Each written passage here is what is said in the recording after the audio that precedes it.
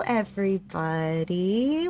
Welcome to another episode of Philadelphia by Night. And this is our, I want to say, third vignette episode featuring John Blade. And with the return appearance from Calamity, who will be playing Annaleigh, the Toreador Primogen. And for the very first time, we have Daryl Dorsey playing Prince Marcus Thorne of Philadelphia. Applaud for me. Applaud for me. You may do so now. That is not the type of prince he's going to be. That's just who I am. Well, speaking of who you all are, I want to make sure everybody in the beginning gets a chance to take the stage and tell me who you are. We already know who you're playing, but you could say that if you'd like. And where we can find you, what your socials are, what your projects are, and anything else. Take as long as you'd like. And since you are the prince, we're going to have you go first, Daryl. Hello, I'm Daryl, like Aaron just said. I am a voice actor, TTRPG streamer, performer, whatever you want to call it. Sometimes people pay me to play games, and I just find that to be great. You can find all of my socials at daryldorsey.card.co. That include other TTRPGs I've been on, my podcast, the Fan Game Podcast, where we play Vampire the Masquerade. We're currently playing Curse of Strahd, and essentially I try to get a bunch of fun and quirky, naturally people to just be afraid, and it doesn't work the entire time. But that's it for me. I ran out of stuff to say about myself. I'm bad at it. Someone else go. No, you're not bad at it. And I was able to put the card there for everybody to click and follow all the things, and a shout out to your Twitch channel. And with that, we'll pass it to Xtel. Oh, hello, everybody. That's me. That's who I am. Name's Xtel. You can find me at Extra the King. Pronouns are he, him, so are John's who I'm playing. You can find me at Extra the King on all the socials. You can find me every other Sunday. I actually just wrapped up a session a little bit ago on Altered Echo Archives from Imperium Rising. There's a lot of other stuff that's going on with me, so I will let you find that out when you follow me on socials when I post about it. I'm excited to be here. It's going to be a great time. I am very, very excited. And Calamity, welcome back. Hello, good to be back. I am Calamity. My pronouns are she, they. You can find me all over the internet as Hey Calamity with 3 Ys, except on YouTube and Twitch. That's only 2 Ys at the end. I do all kinds of stuff in the tabletop gaming space. I am a performer, producer, and dramaturg, and I just love anything that's about telling stories. So I'm just very excited to be here. And I also help run a little group called Telltale Hearts, which is a tabletop production group that likes to promote and celebrate diverse talent in the space through actual plays, zines, newsletters, and a recent Star Wars event that we did that raised $1,500. It was dope.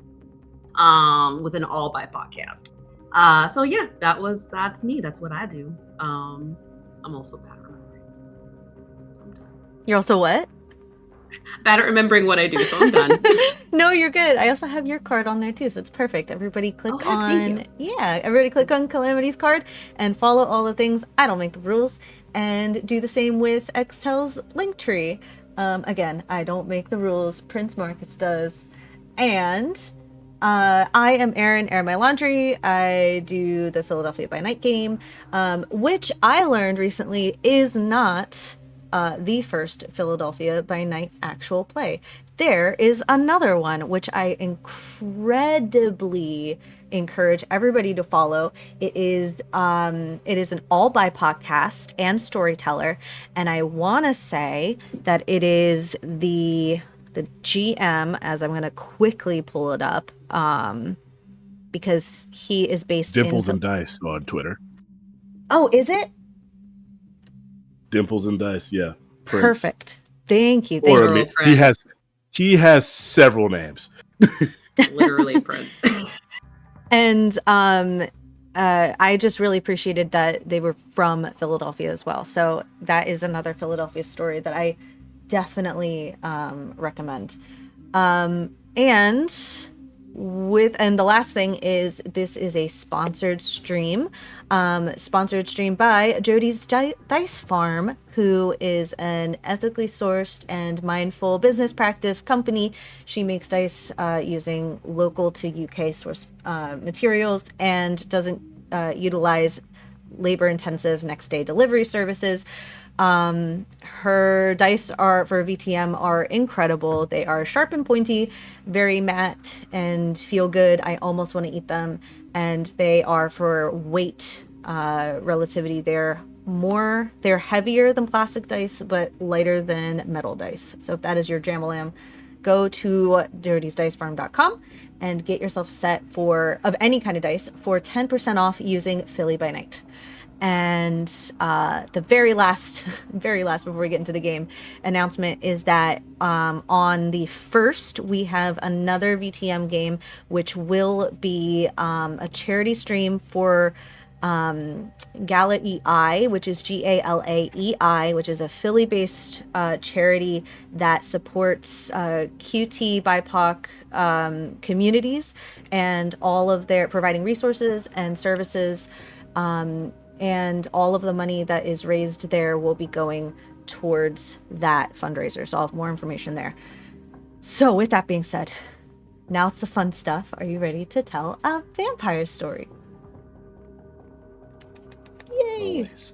I can do it. Yeah, we can do it. So this one is, we go back a little bit. We started with Knuckles and Dahlia a few days ago in the 80s. And we're going to go to the very first year of that decade, to 1980, Philadelphia. It is still under the dominion of Prince Marcus Thorne, and we're going to start with his haven. Marcus, when I described the haven of Prince Thorne in the more recent campaign that takes place in modern day, it was filled with fine things. It was definitely a large estate, a very long driveway with, of course, a valet service, very neatly manicured lawn, beautiful brick structure. I'd like to know speak of the evolution to Marcus through his taste over the years. What was his haven like in 1980?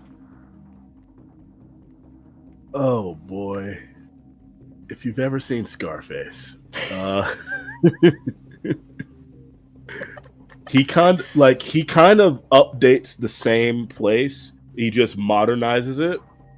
So in the 80s, to especially at the turn of the century, to try to keep up ish with the times, as we've established that he kind of goes back and dresses like he used to back in the day on occasion, but he tries to keep his place kind of modernized so he isn't seen as the old guy, even though he is the old guy, because he likes nice things. So he's gonna get what's new for the time. So like, it's not high res CCTV, but he does have like cameras watching. He has like actual animal carvings in the foliage instead of just nice lawn. It's like actual animal shapes. So he has like a big elephant. If he could, if you can imagine what Never Neverland looked like in the 80s, but minus the giraffes, he's kind of going for that, but in a much less kid friendly way. We're talking like, this is more high class cocaine party versus kids. It's okay for kids to be here. Incredible. Because it's the 80s. It's all cocaine parties. It's all cocaine parties. Great. So speaking of cocaine parties, when you begin your night, walk me through, as you make a rouse check for the evening, walk me through what your path throughout your home is before you start tending to business, or do you do that right away? What's your routine? What's your get ready with me? Well, for one, I'm at 2 hunger. Okay. I'm kind of annoyed as the sun sunsets and I'm awake because I just know that I hear that little whisper in the back of my mind, but I gotta shrug it off as I know I do. Sorry, I saw something in the chat and I was thinking the exact same thing, Ian. There's a white tiger somewhere. I ghouled a tiger in the 80s. I definitely had a ghoul tiger in the 80s. Tiger, amazing. It's me and Mike Tyson. Me, Mike Tyson, and Michael Jackson. We all have tigers for no reason. Perfect. As I'm walking through the house, walking through the house.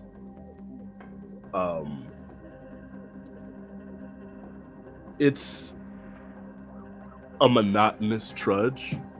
It's a familiar thing. He's done it because it is a let me wake up, let me walk through, make sure no enemies are around, because you don't get to be Prince for this long without being very I'm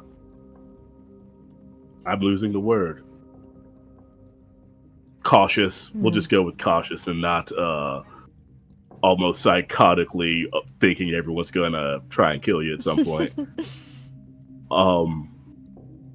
He checks on the staff, see if there's anyone new. He immediately goes to whoever is the head of staff to be like, give me all of their information, because this could be a plant, that type of deal. But ultimately, he always ends up doing what comforted him when he was still relatively young as both a human and a kindred. He works on his sword. He likes to sharpen his sword and go through like different sword forms. Like that comforts him. It's one of the few still semi-human things that he does at this point. What does your beast, you said that you had this whisper in the back of your head. What does your beast look or sound like? The way that we talk about our beast here is it could be a audible or a visual manifestation. So describe, or both. So describe how that manifests as you rouse the blood and it's just not satiated. So it's almost an imperceptive whisper at 2 hunger, but he sees his sire. Ooh. Not like directly in front of him, but just out of the corner of his eye. Just like, and if he tries to turn and look, it moves. Like it's almost like the thing of like the hungrier he gets, the more in focus she becomes. And the louder the voice actually gets. Yeah.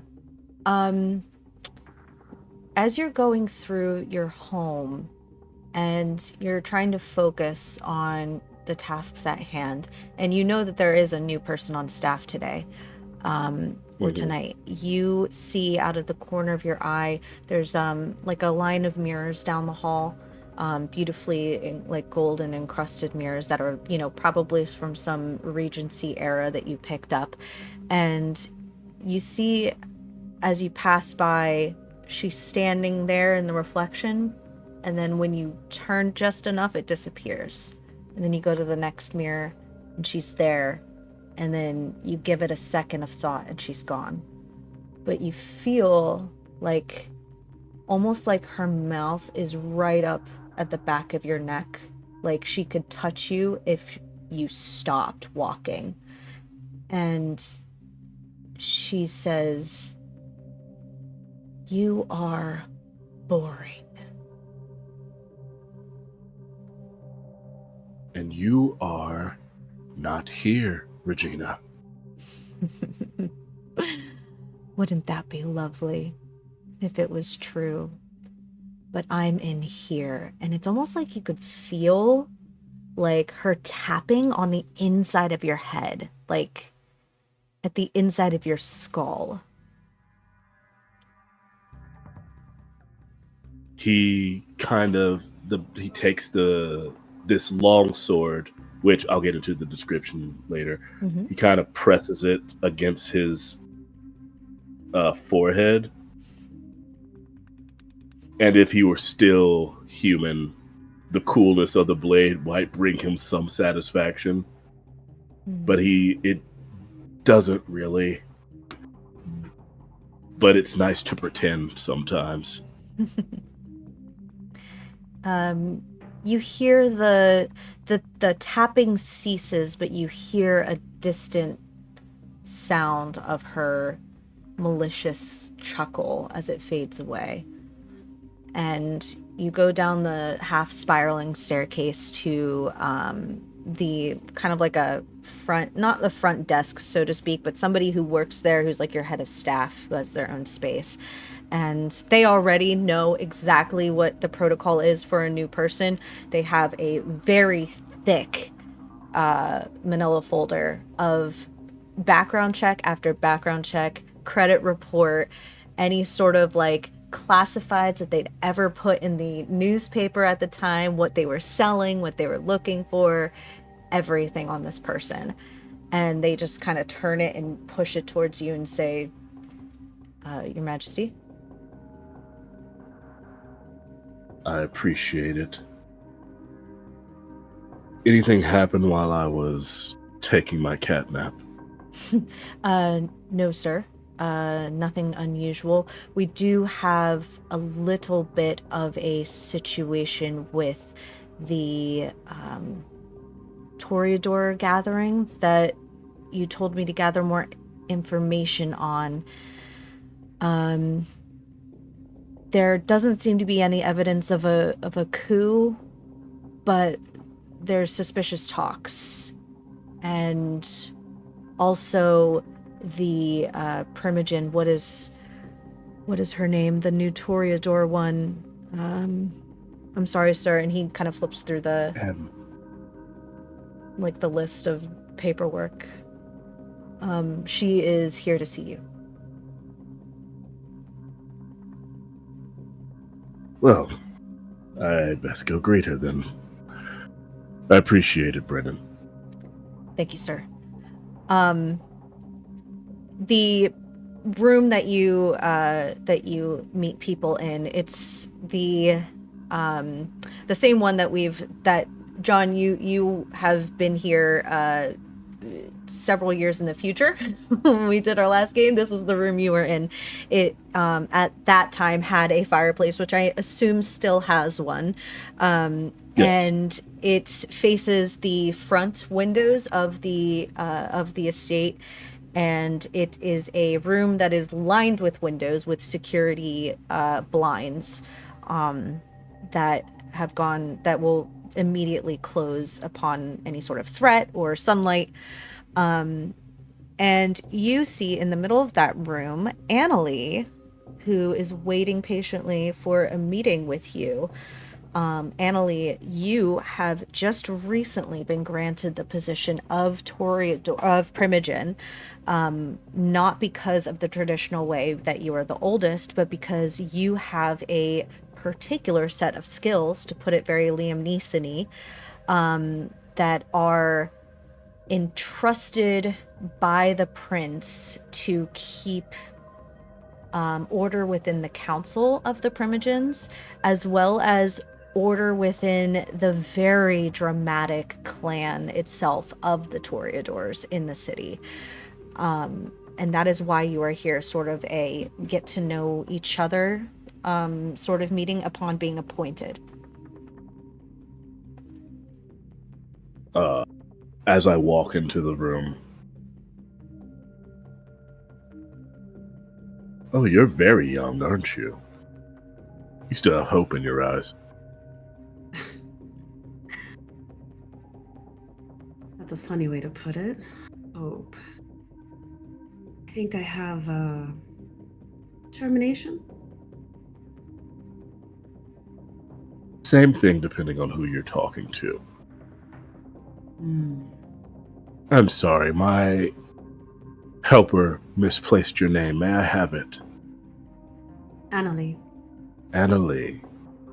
I am Prince Marcus Thorne. A pleasure.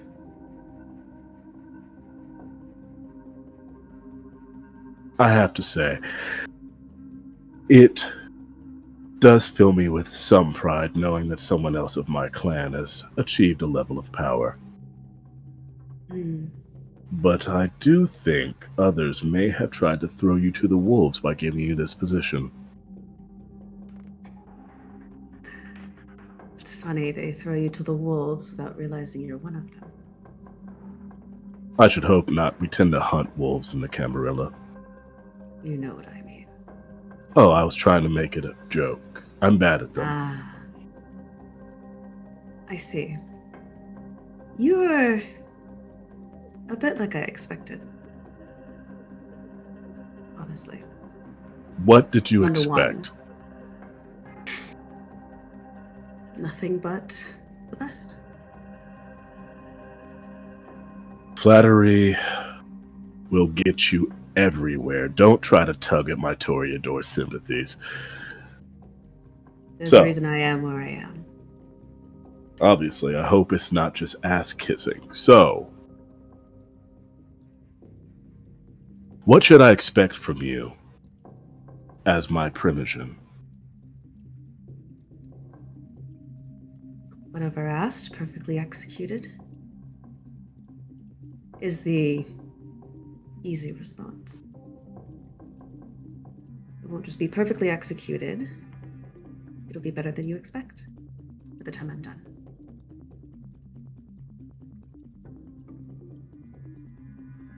But what should I expect from you? Oop.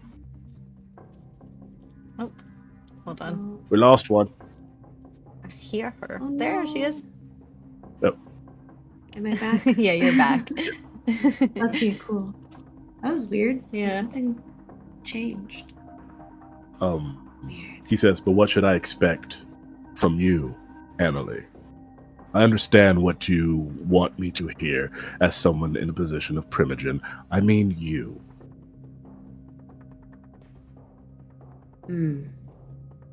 What do you want? In the long run. Outside of my position, what do you want? Please. I don't want all that responsibility. I have things to do. Oh, that is the smartest thing you could have said. I want simply for things to go smoothly, for the masquerade to be kept, and I get to have my nice things. Security. You see him smirk to himself. I don't know if you were coached to say that, or if that's what you really believe. I have no coach. Another smart answer. Well, the masquerade is of the utmost importance to me. Making sure that we are safe from the ever-growing masses of humans with their technology and their bombs and their planes. We are in a more of a constant danger than I feel like a lot of younger kindred are really willing to admit, because they think, oh, we're undead, that means we're mortal. Wrong. So, if you can keep the rest of the Toreador from making stupid mistakes, and let's be honest, we're both of the same clan. We have a flair for the dramatic. We tend to love, for lack of a better term, deeper than others, and want to tell everyone everything. If you can keep those of us in line, the young, the dumb, the cry it to the world, I will do my utmost to make sure that you maintain your place of power and you keep your nice things. That's all I ask. There is a And- knock. Oh, I'm so sorry. Finish that thought. No, go ahead. There is a knock.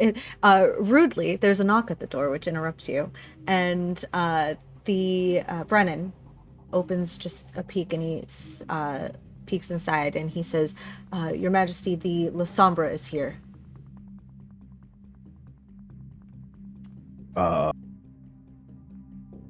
When he says that, I would like to activate Scry the Soul.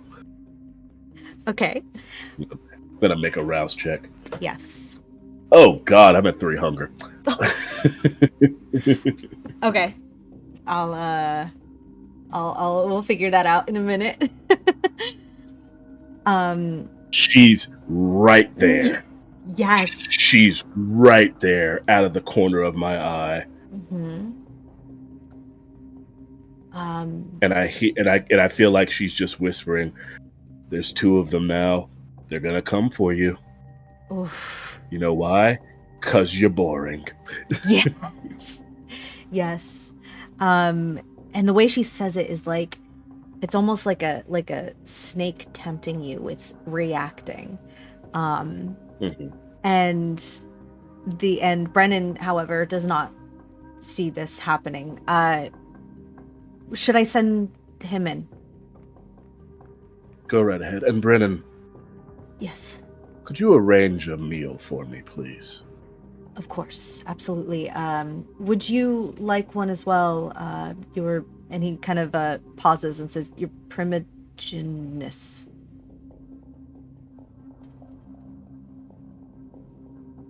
Would you?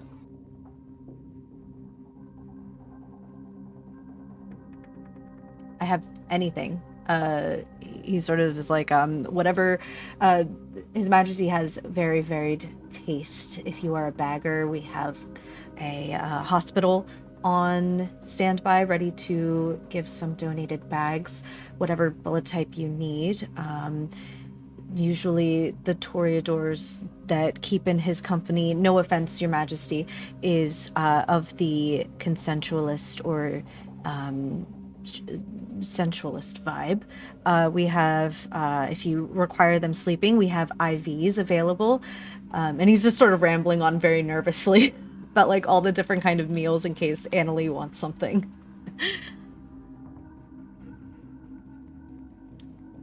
Are you feeling peckish, or are you all good, Emily?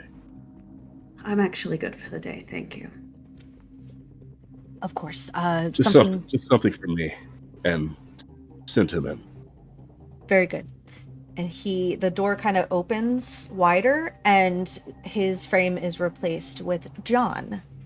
John, you have been summoned by the prince as a very particularly interesting addition to Philadelphia that's fallen under his radar. La Sombras have a very beneficial advantage to being in the prince's court, or in his circle, as they are definitely rulers of the unseen and rulers of the shadow. And for all of the assassination attempts and coups that have stirred up recently, with the prince appointing a seemingly a no-name Primogen in Annaleigh, there's been more reason to suspect back alley secret like attempts of his unlife. So he's called you in for that purpose, and that is what you have gathered up until this point. All right, if you're gonna kill me, can we make it quick? I got a meeting in about 3 hours. If I was going to kill you, you wouldn't have made it through the door. That sounds about right. Well, if you're not gonna kill me, then may I ask why I'm here? Give me 3 of your best guesses, John. I see. The somber in the city, right? It's a good time. Probably scares a lot of people. I often do.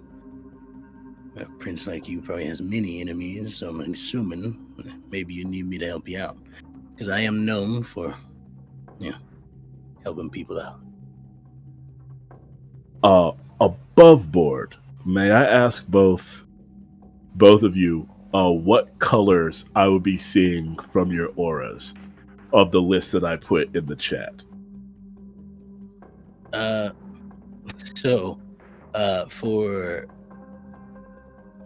For John, I guess emotional would be sort of I would say it's probably violet mixed with a little bit of brown. So it's a really, and there's probably some purple in there too. It's very all over the place. Excited, aggressive. Yeah, I'm shocked. Bitter, again shocked. And aggressive, again shocked. I will say, I don't see any black veins going through your aura at all. That tells me a bit about you. I'd also imagine, and correct me if I'm wrong here, Aaron, that rather than the sort of like pale colors that it usually is for vampires, it's rather a pretty vibrant one. Yeah, I'm gonna let you describe the colors, and I trust you with what you think they would look like in your circumstance. Yeah, I think rather than all the colors being pale, they're all it's like there's a dullness to it. Like he is a vampire, but there's also, it's not as dull as it should be. If that makes sense. Not as dull as I am used to.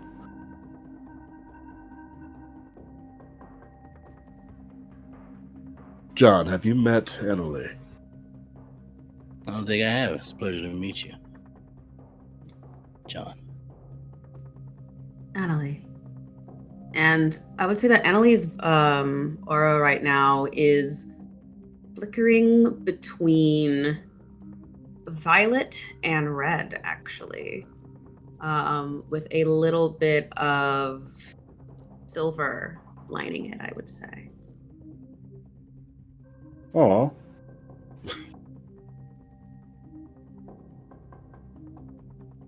She's a little sad.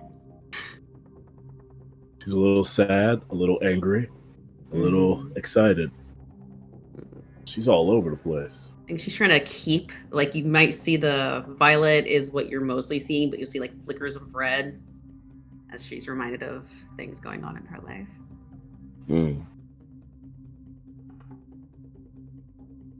John, I'm not going to lie. You managed to get it in all three somehow. Yeah, I'm good at finding out stuff. How long do you think I've been the prince? Long enough that you got a lot of enemies. Oh, Correct number, I don't think 180 plus years I have been Prince of Philadelphia. People come at you, they miss. Why do they miss? Because I make it a point to surround myself with very talented people. And he does gesture at the both of you, but he kind of lingers on Annaleigh when he says very talented people.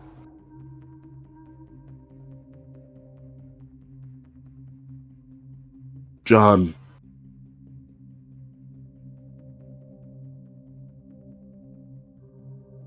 the court of the prince can be a very tumultuous thing. I have no seneschal at the moment because, well, that's another dagger waiting to go into my back, should they want more power than they need. But also, I feel like when I talk to you, or rather, when I just look at your general demeanor, you seem like the type of person who likes to hit the streets and get things done, right? Precisely. That's something that I'm in dire need of. Someone who can enact my will, but knows where the line should go. Not all things require final death. Sometimes it's just investigation. Sometimes it's just a conversation. Sometimes it's just reminding that I have a person out there that can get to them if need be. And being that you're very young and not yet so disillusioned with Kindred society on whole, at least I hope what you've seen at the Camarilla here in Philadelphia hasn't left you with a bitter taste in your mouth. Though Here's been okay. Other places not so much. Oh, trust and believe, I get it. I've met other princes, and I truly don't know how no one meets them with a stake to the heart and sunlight after a single conversation. If you ever met the prince in L.A., I feel like one day that guy's going to get blown up. I don't know why. I feel like he's definitely going to get blown up. It just came from there. I agree. Yeah, he's a bit of a dick. I hold the masquerade to the highest regard. It is the thing that keeps us safe. I can be flexible on other things, but the masquerade I need enforced. And suffice to say, I can't be the one going out night to night and enforcing it. And La Sombra are a bit of a rarity in the cam. So you get the opportunity to do two things. One, shed new light on your clan amongst the Camarilla, because their situation amongst a lot of vampires is not great. There's a lot of we want to rule the world, and a lot of older vampires are bad, kill them all. But also, I'm well aware that at the core of everything, for most Kindred, we are still just the people we were when we returned, though some of us go a different route with it. The other thing you get to do is, well, you'll be my right hand, John. Oh. You won't That's not wield too as bad. much power, obviously, but for the most part, you will be my right hand. All I gotta do is smack some people around if they get out of line. Smack them around, remove their heads, eliminate witnesses. There's a lot of things, but eliminate witnesses isn't the extreme. We have people that can erase memories. But yes, you would function as my right hand, carrying out my will for the most part. You would be and you see him kind of eyeing the back wall, and you can both see a sword leaned against it. My sword.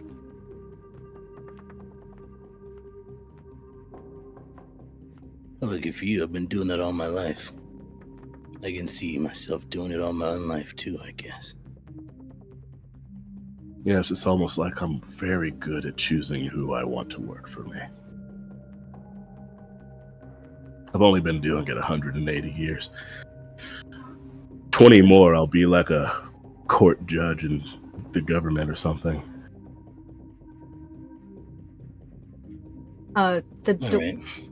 The door opens and a gurney is rolled into the room, and a sleeping body is presented to the prince.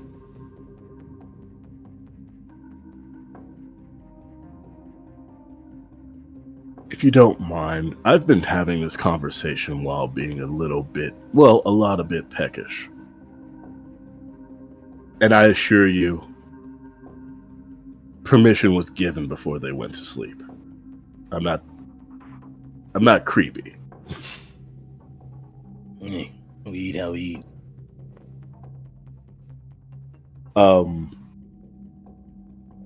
Different rules for different games, because I know some people will say, depending on the storyteller, slaking 2 hunger could almost kill a person. Mm-hmm. How much would be safe to take without killing this person? 2. Okay, I will slake 2. They have a your sleeping bodies have an IV drip and a blood bag on hand to replenish what is taken. Okay. Whew. All right. Yeah, this is all natural, all safe. You know we do. I make sure to turn around. I let them go for walks in the yard every now and then. You know, I'm really.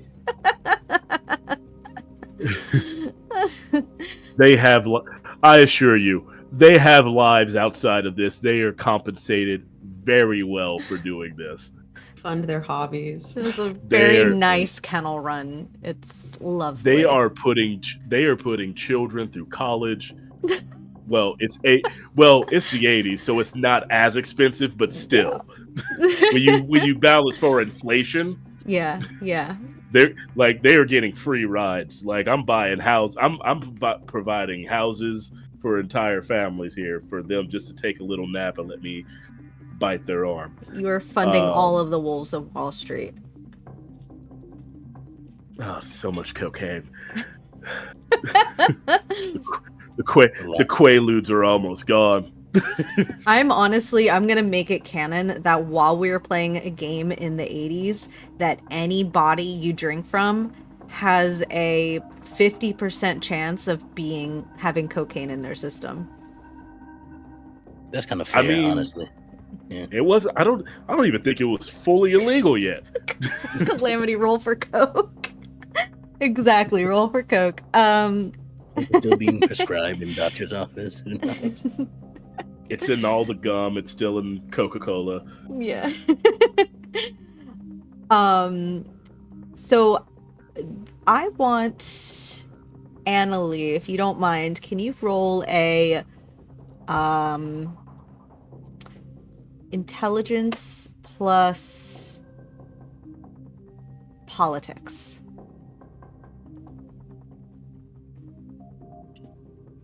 Politics?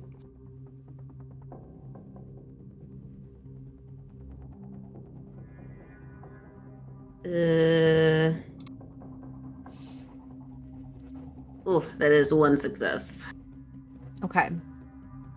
So while you're listening to this conversation and kind of getting a little bit more information on the threats that have come your way in particular, you don't have who exactly has threatened you with the new appointing of Primogen, but you do know that there are very many people who are angry with the prince for basically they allude to hypocrisy, that the prince has always upheld the masquerade, but that his power might be going to his head a little bit as he continues to appoint people or appoint Kindred to roles that they may not inherently deserve based on true tradition. You also know, however, that on the other side of that, the reason the prince is so powerful and so influential is because he never asks somebody to do something that he hasn't had to do himself at one point. And with that comes the privilege of being able to appoint people he inherently trusts or finds he can trust. The other information you have is that the reason for your silver aura might have something to do with the stirrings of the threats on your unlife, but not necessarily on the princes.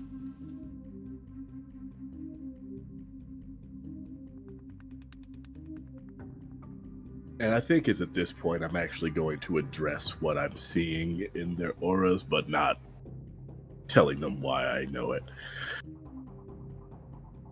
Annaleigh, why are you so down? I'm very good at reading people. There's a twinge of sadness about you. I've had a bad week.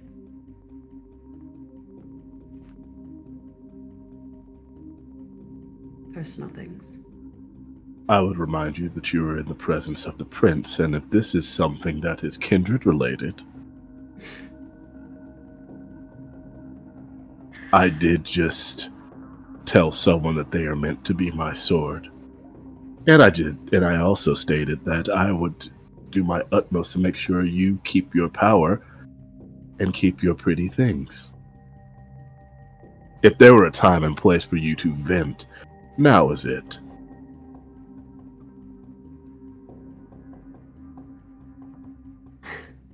I would say then, it is a matter of pretty things. Personal, pretty things. That I'm having a hard time holding on to. Is someone trying to take what is yours? Or are you challenged with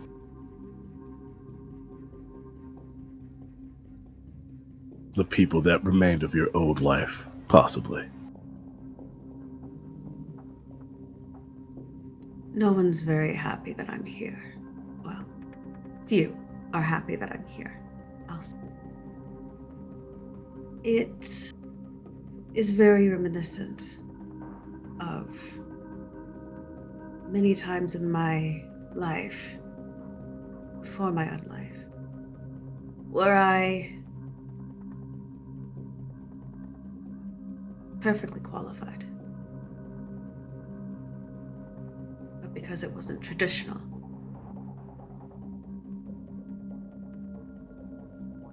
I don't belong. And it's not just that I don't belong. It's the fact that I'm there as a threat. To be eliminated. Oh. So, while, yes, it is a bother, I have been doing this ages before embraced. This is nothing. Threats on my life of being successful. Let me tell you why it isn't nothing, Annaleigh. I appointed you to this position. So if they have a problem with you, that means they have a problem with me. Oh. And if they have a problem with me, that probably means that there are whispers, and whispers lead to thoughts, and thoughts often lead to actions, and actions need to be quelled. Okay. If you're asking for names, I don't know any. Oh, you don't have to give me names. It's always the same. It's always the same. I will just simply have to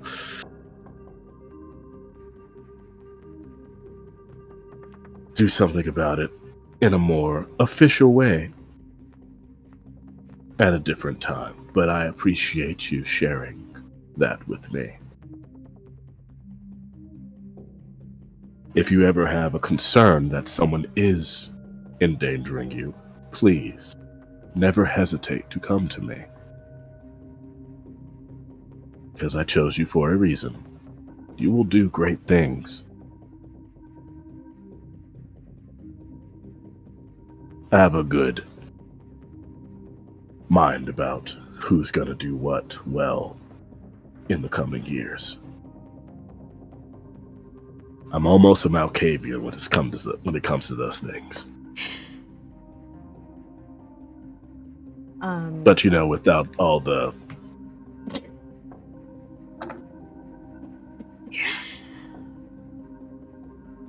Let me know what you get, John.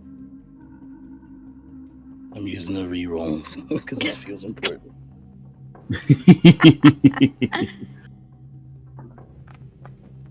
It's 2 successes. Okay. You're listening to this conversation, and I'm going to have you, in a moment of, call it vulnerability, but maybe call it needing to prove yourself in this newly appointed role. There's something about how Marcus is handling his affairs that is, you can resonate with the loyalty that comes with it.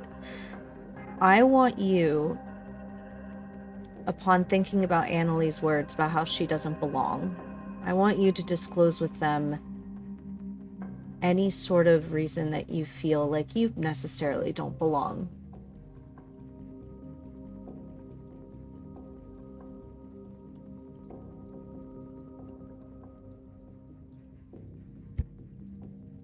Sorry to interrupt.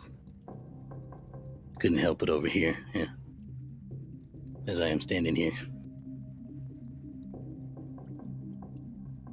You know, I grew up in not the best of circumstances. Father was a maniac. Mother was nowhere to be found. And they used to say I was too soft. I didn't want to kill anybody. Said I didn't belong where I was. You know what I realized? Those who tell you that you don't belong somewhere themselves feel that. They feel that they can't measure up to their circumstances. And most of the time they can't, you see. Truth is that they know that you're better than them. So, in most circumstances, I tell you to shove it up their ass. Most circumstances, but I guess that's not my call anymore.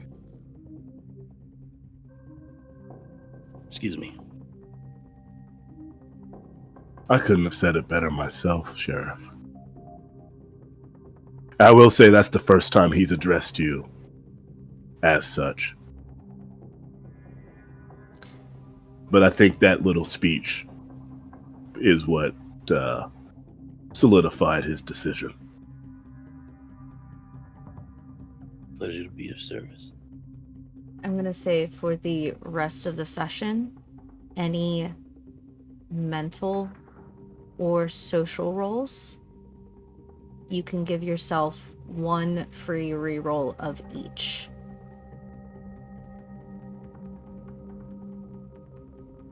For that speech, the little pep talk. In that sort of moment of community and trust being shared, there is a very gentle knock on the door, and Brennan opens up, and he has another folder. This time it is a black leather binder, and he passes it to the prince. As you look through, this is the updated paperwork of the investigation of the gathering that is just now labeled The Gathering. It is a list. Oh, not the clowns. Sorry. It's a list of potential locations that your staff have been diligently trying to narrow down to find out where they are meeting. And there seems to be one location left on the list, and that is the Trocadora Theater. And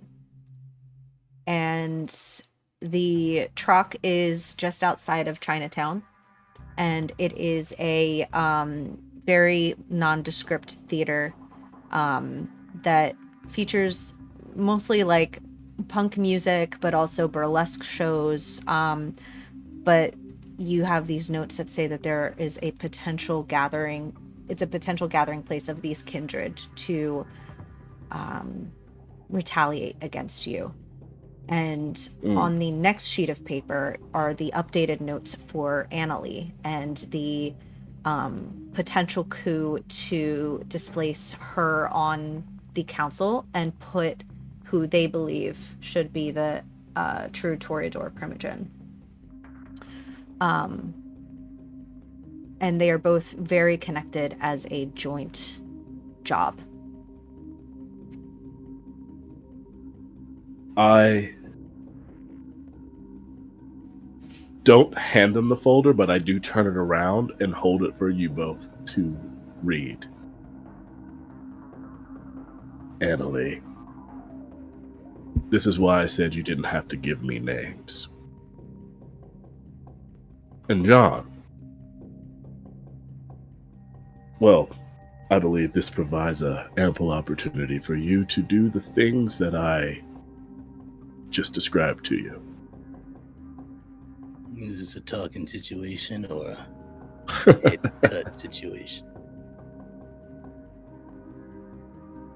Well, you will be acting as sheriff, but I would be remiss if I didn't make my presence known. And I don't go anywhere without my sword. So we'll see if they're going to talk with mouths or if they're going to talk with the new hole that I make for them. And whatever it is that you, Sombra, can do. I'm very excited to see if it gets to that point.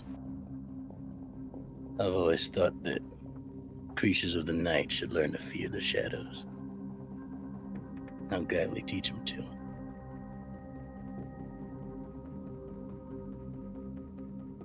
If I were much younger, I would try to steal that for myself.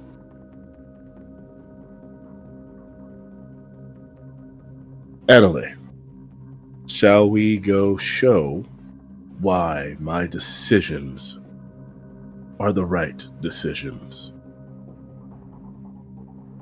What's the dress code? Fabulous. Easy. I know. You okay over there, Ann? Yeah, that was fucking, that was so good. What's the dress code? Fabulous.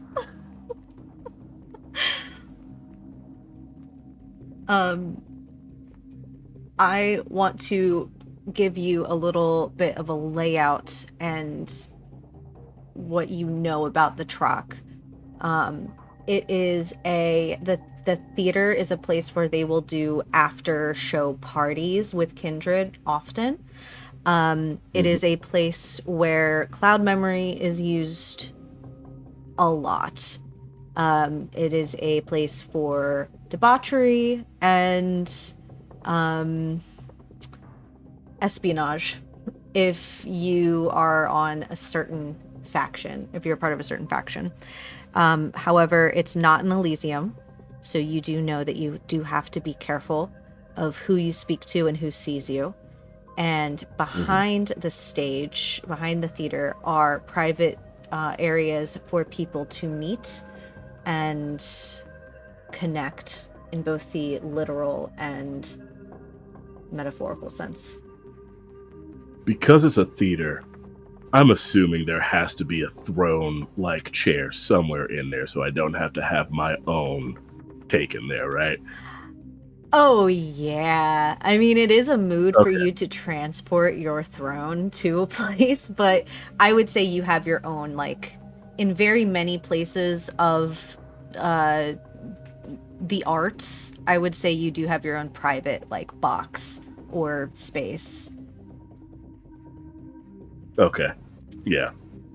I was just trying to decipher how extra I was about to be. Cool. I mean, if you want to go that route, just say we're retconning that and I'm bringing my throne. No, Brennan does a good job, and I don't want to put more on him than I have to. Are you bringing your tiger? It is the 80s. The devil Bring on the my shoulder. baby. Yeah. You know what? Yeah, Yes. I'm bringing a damn tiger. Yeah, I have to ask this question out of character. I have to ask this question. Is this tiger Gould to you? Is that what this is? I did say I said at the top, I was just like, yeah, I goulded the tiger. Yeah. So yeah, Mhm. Yeah. Mhm. Incredible. Mhm. so it is that. You know what? It's now. You can tell me if it's still going to be canon in 2024. I don't think I would have gotten rid of that tiger. he was he was in that kennel run when John was there in 2024. Yeah, the tiger's still around. The tiger be out here. It's the oldest fucking tiger. My favorite. It's still young. I give it blood every month. It's still young. Yeah. 20 Those are in immortal so long as they 1980. get their blood. Like in the 80s, we'll say Marcus got really into the Thundercats, and that's why he got really into the Thundercats, and he was super into like just when he saw Never Neverland for the first time, he was just like that, but make it for me. He's the king of pop. I'm the prince of Philly. So Oh my god, Steve in chat, I'm gonna have you add that to the relationship chart and put the tiger in there. What's the tiger's name? Lucius. Oh my god, of course he Yeah. is. Yep. Yep. Lucius the We love tiger. Lucius. All right. So with that, I'm gonna say we can skip ahead, depending on if you want to do anything else before we go to the Trocadero. I got nothing. Okay, The prince was already dressed He was already dressed fabulously before you got there because Toreador. John wears a really long overcoat, the white beater, jean pants, and combat boots. That's his vibe. Mhm. But he is extremely beautiful. Oh yeah. Yeah. Like you got a. I'm trying to think of the model, but I can't remember off the top of my head. But you have like a 80s model vibe, or just like no, this is fashion for me. Like I can get away with it. Y'all can't, but I can. It works on me. It just does. You know? Yeah. That outfit is like $8,000. Mm-hmm. It's all couture. What's that jacket? What's that jacket? Margiela? Is that Margiela right there? Yeah. And what is I almost said Calamity. What is Annaleigh wearing? Annaleigh is wearing a off-shoulder black dress with a deep plunge, and it's just sparkles all over, or like the rhinestones? Yeah, rhinestones. That's what I'm thinking. Just rhinestones all the way down.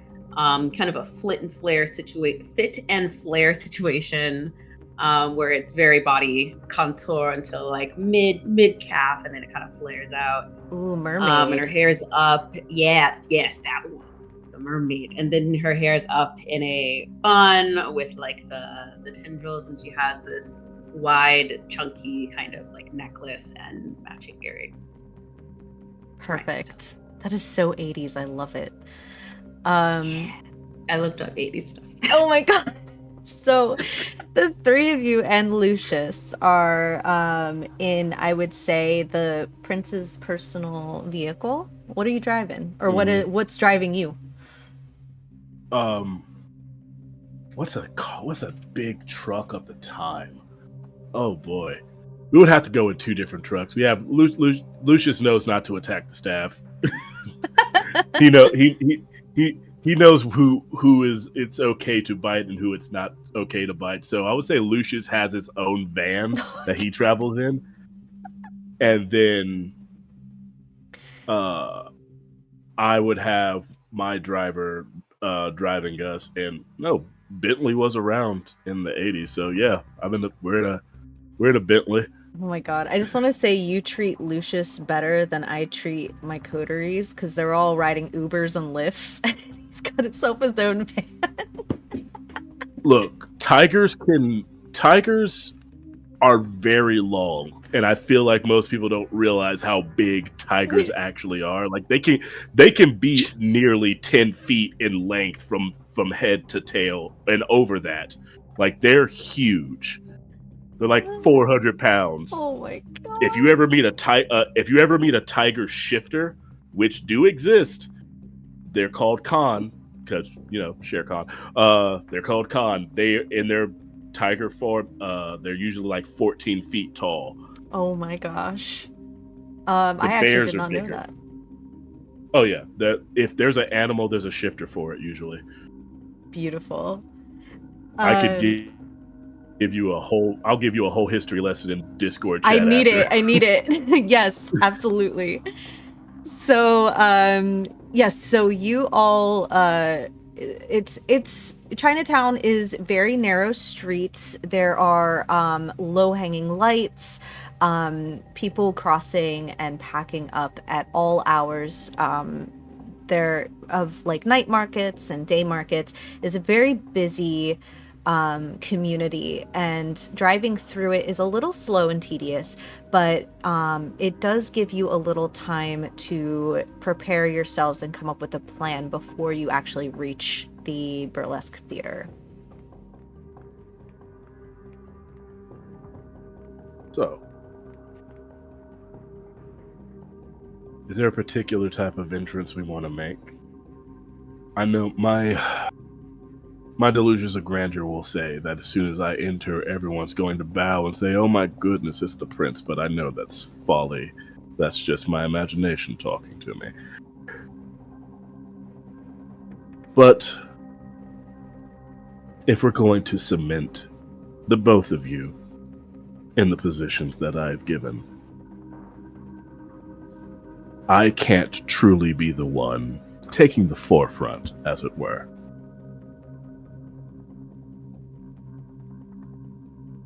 Well, I always like to go in with a bang. That's who I am. Like myself, loud and known. That's how I live life. But I understand subtlety may be needed here, so I'm prepared to concede our entrance to Primogen here. I'd say I'm quite the opposite. I don't think much of it. I simply enter. My presence will do its own introduction. Just like that dress. He does say that out loud. That was 100% a compliment. Thank you. If you are giving us this opportunity to enter.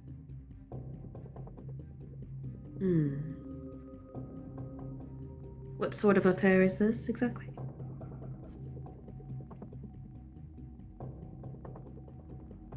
It is a place for Kindred to come and socialize after hours. They eat, they drink, they... you know. Are there mortals present? A lot of cloud memory is used here. But yes.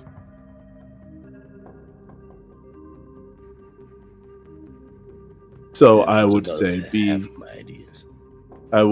be careful, lest we have to eliminate a lot of humans, and I prefer not to.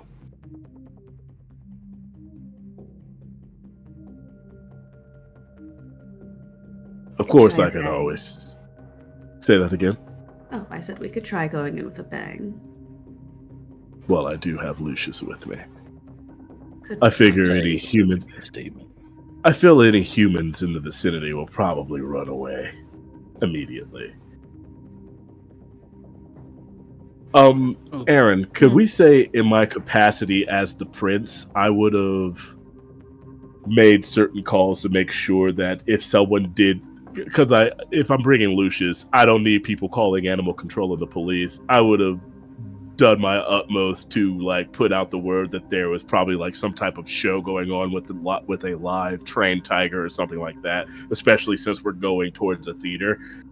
Absolutely. I'm going to say around this time, there is a consistent pop-up like circus show happening.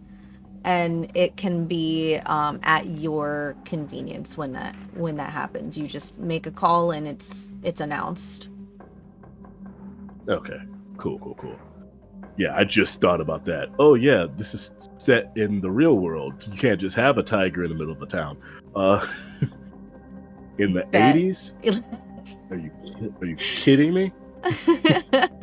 Actually, in the 80s, you probably could. It was wild in the 80s. Probably could. The 80s was wild. Mike Tyson was just out here with cocaine directly on his nose and some short shorts with a white tiger on a chain. Yeah. Yep. That is a real picture that you can find on the internet. Prince Marcus walked so that Mike Tyson could run. Yeah. It's now canon. I was Don King was a ghoul of mine. No, I could no, we're not doing that. You know what? I brought Lucius. We're all looking wonderful. Let's just walk right in and make our presence known. Fair enough. It pays to see the people that they don't want in the position they're in that position with the person that put them in that position. Because it's one thing to come for you, Annaleigh. It's an entirely different thing for them to come through to you and think that I wouldn't have anything to say about it. If I may add, having your new sword with you definitely sends a message.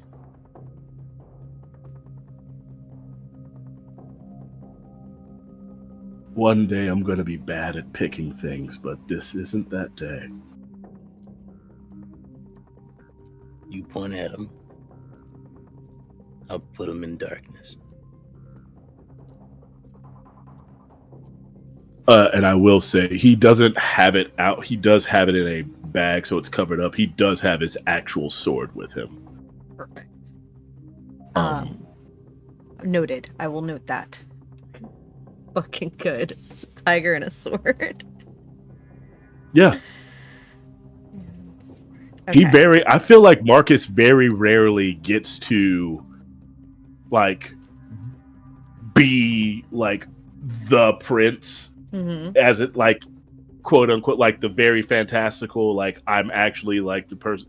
This is one time he gets to like show his ass a little bit. So he's gonna. Yeah. I have a feeling this is what keeps people from crossing you. These kinds of appearances. Yes. And go ahead. I was gonna say, so I would have Lucius brought to me. I have him on a chain, and he definitely has one of those spiked collars that are gold. On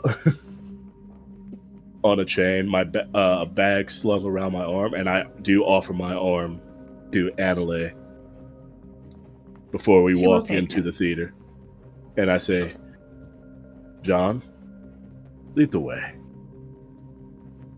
Certainly. And I do. And how are the doors to this place? Well, we will find out in about 5 minutes as you lead the way right into a commercial break. We will be back in about 5 minutes, and stay tuned.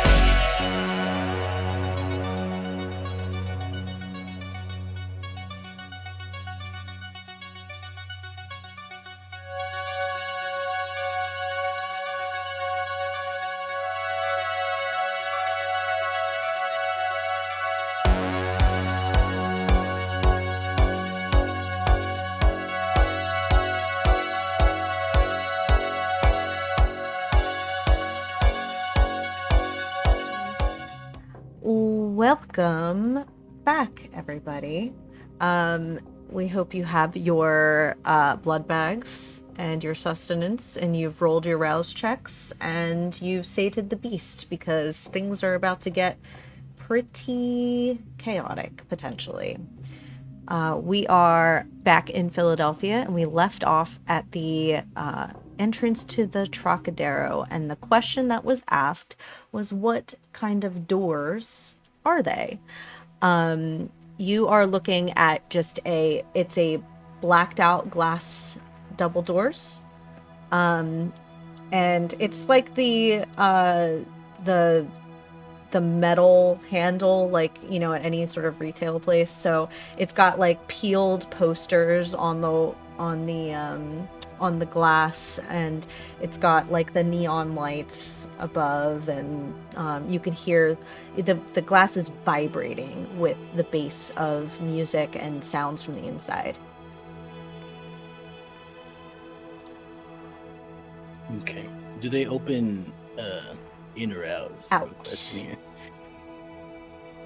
Can't do the thing I wanted to do. All right, that's They fine. open in. I'm going. Today we find that they had replaced the doors and they open in. Look, if you say so, I'm here for it. So I'm gonna do the thing. I'm not gonna care who's behind the door when I do this. If I do feel resistance there, I'm not gonna like hurt anybody that's behind there, but I will move them out of the way as I just slam the doors open hard as I can. Okay, so it's almost as if when you open up the door to something and there's like the lights from the outside come flooding in, and where this theater is located, there are lights and lanterns and everything is illuminated, different reds, yellows, greens. But when you open the doors, there's this certain veil of shadow that kind of like extends out. And as you step in and you just kind of go boom and announce the presence of the Primogen and the prince, it does cause enough people to either step immediately out of the way or the most nearest crowd to hush. I'll step in and take off my glasses.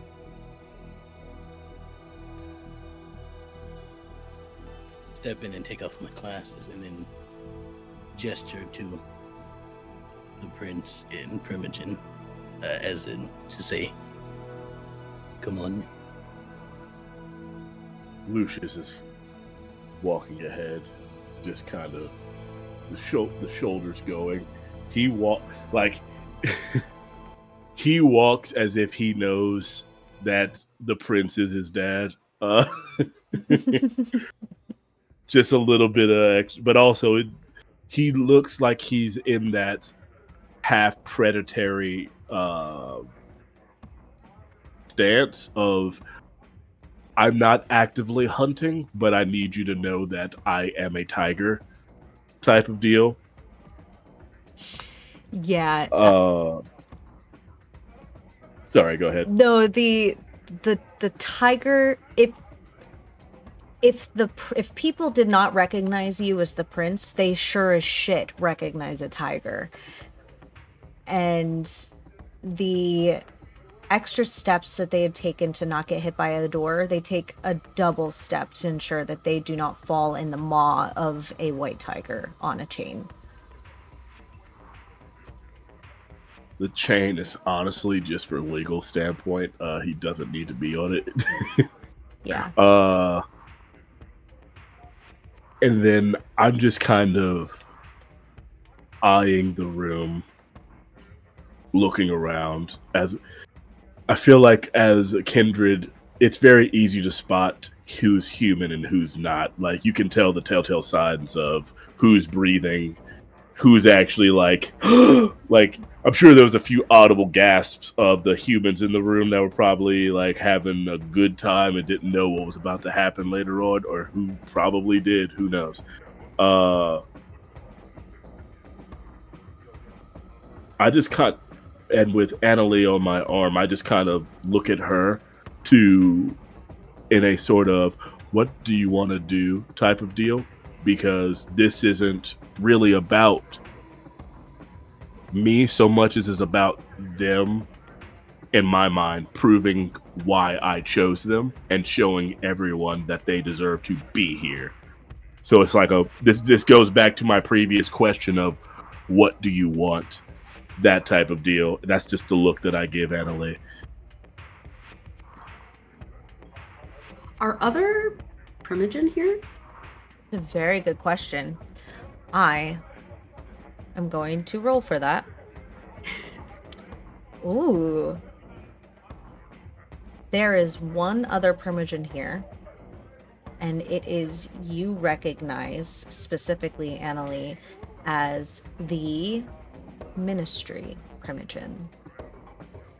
And they are the oldest Ministry Kindred in the Ministry clan. But they are at the bar, kind of has a feigned look of interest in what a very desperate and scrawny human are beside them, who's just kind of like talking nervously and very big with their hands. And this minister is just sort of sitting there politely with their chin in their hands and stirring a martini glass that has not been touched yet with their little olive sword and nodding like, oh yes, that's so sweet. You're so... It's very telling, like Daryl said, who is a kindred and who is not.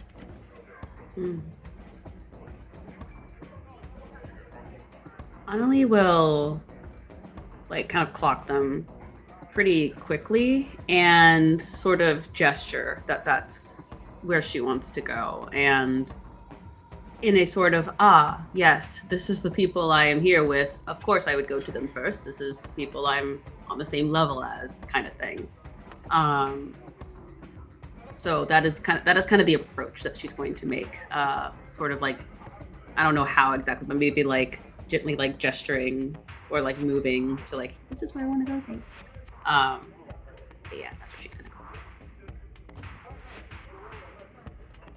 I make my way to the stage. Okay. Ooh. I'm gonna say the two of you split off at the bars like on the side, and the stage is kind of like at a right angle to it, so you can kind of pair off if you'd like.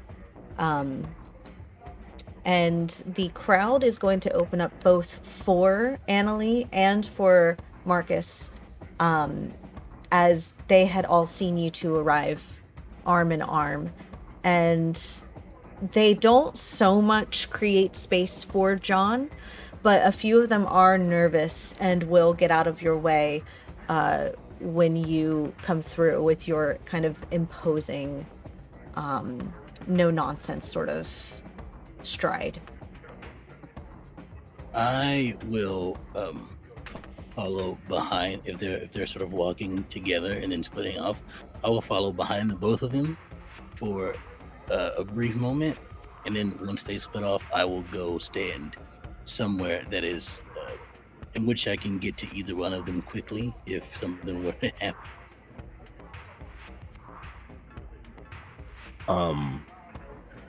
First thing I do is when I get to the top to the stage, one, I let Lucius off the chain, and I just kind of like much like a dog that's just well trained. He just kind of sits. He just kind of sits there. As soon as he's off the chain, he's just like, I know the assignment. And then I go and I retrieve a high-backed chair and sit on the stage with the tiger right next to me, and I just begin to stroke his head.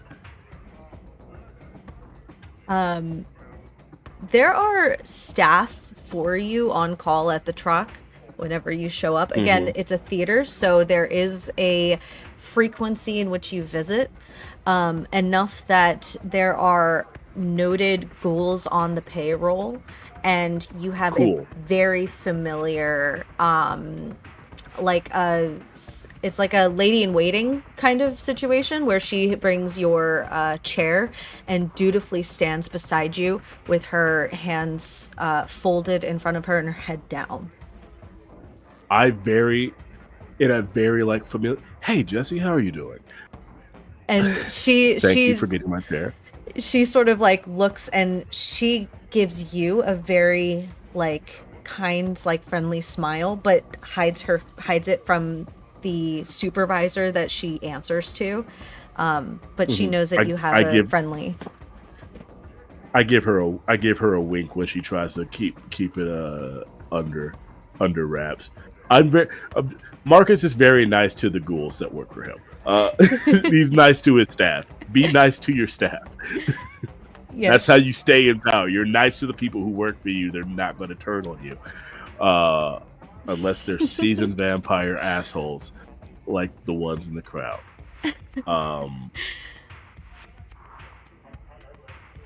To Jesse, I do say it may be best if those of us who aren't in the know would leave the vicinity. This is a business call. Absolutely, Your Highness. And she sort of like dips a little bit and goes to speak to somebody in their ear. They look like a stage manager kind of position, like wearing all black with like a headset and everything. Who, when you say that, what is the protocol? Like, what does this, what gets emptied? What gets left behind? Any human that is not a part of someone's herd, like someone or a human that is like addicted to being fed upon, basically all humans that don't know that vampires are real, they need to get the hell out of here. I'm sure there are those in this room that we just know, like they know they're a kept person. They know the rules. They keep the secret. They get the kiss. They keep their fix going.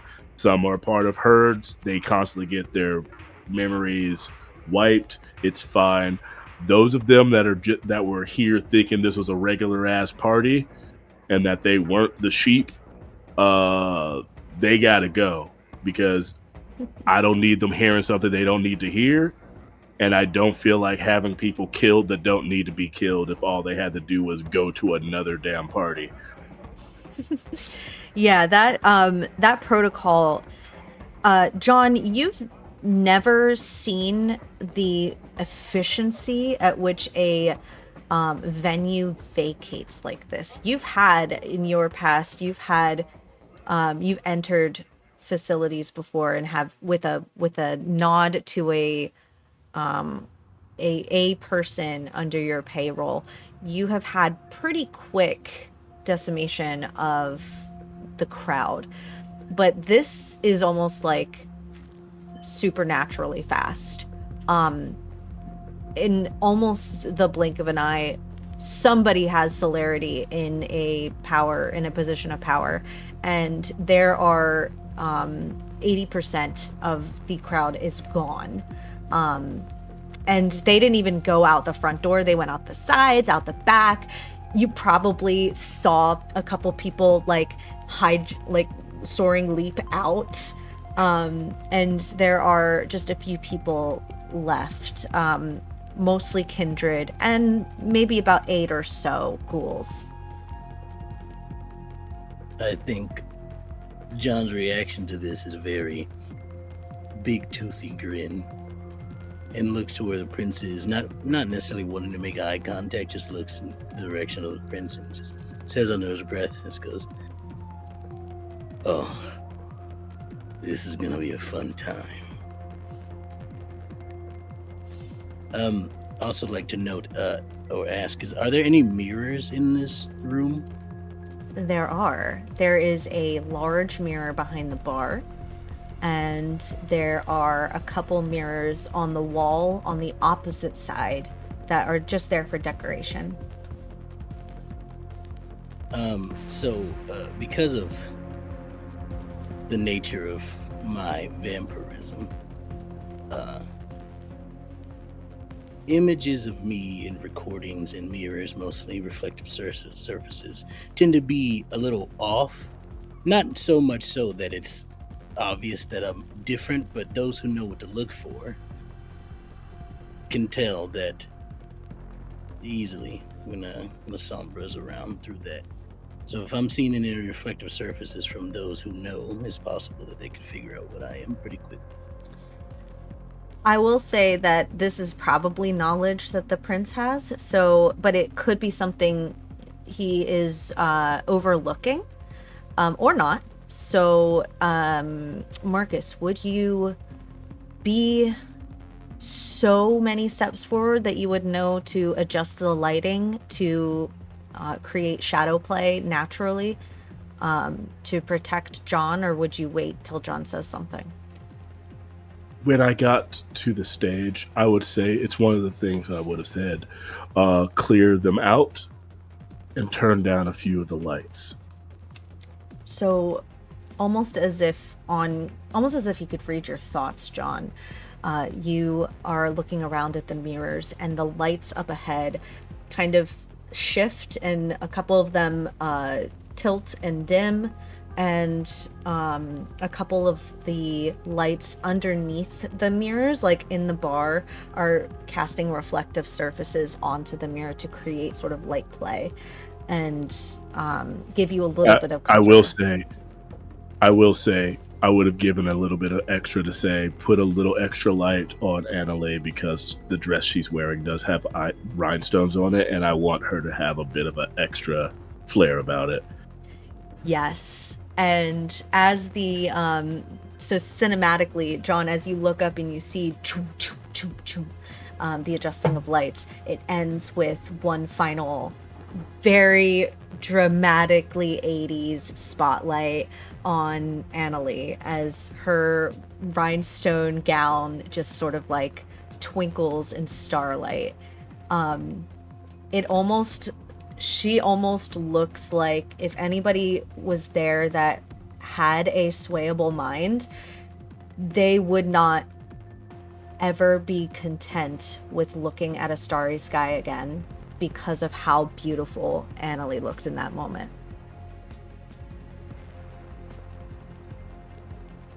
And when the room is sufficiently cleared to my liking,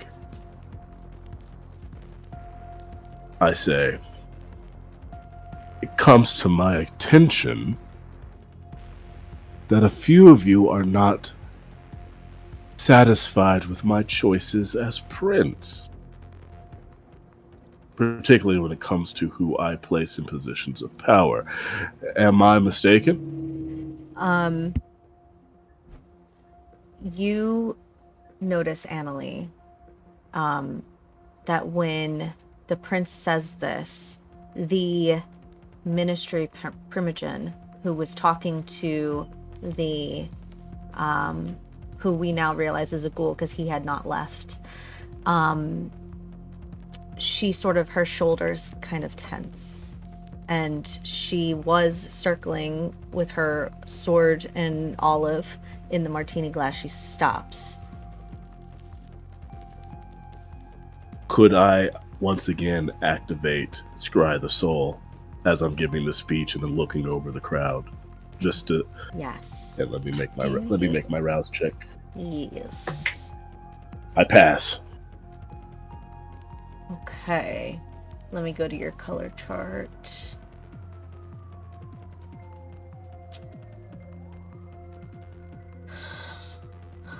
Okay. I know it's a lot. I'm sorry. No. I'm not sighing because it's a lot. I'm sighing because you're gonna get some good shit. Oh, good. There are about, I'd say, 15 or 16 or so kindred here, and about half as many ghouls and herds. You see, as the auras take effect,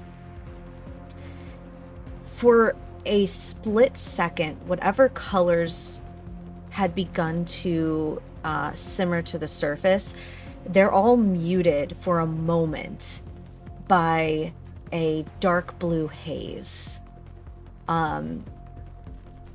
As a very bold claim of superseding the prince, or usurping the prince, has been made by the prince. Now everybody for a split second is suspicious of each other.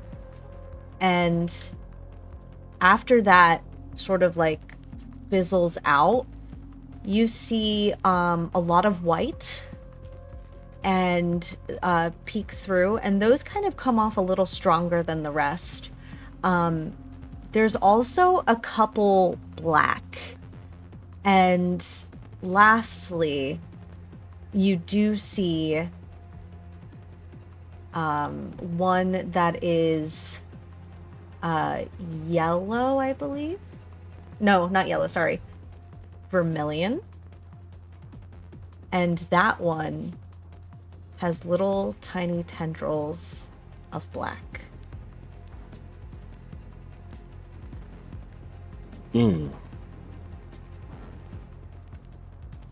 I don't say it in my speech, but my eye line does go towards that one. The happy. The person that's happy that I've made this claim. That one, that stands out to me. I understand suspicious going to hateful. Kindred society itself is a hateocracy. Everybody's hating on everybody. But happy and diableristic? Who do I see has those? Is it who I think it is? You look over. Is it to the little ministry? Yeah, and you see beyond the spectacle that is Annaleigh's gown, as that starts to fade, the woman beside her, the tendrils are coming out from behind Annaleigh as she kind of like sits back in her chair at the bar.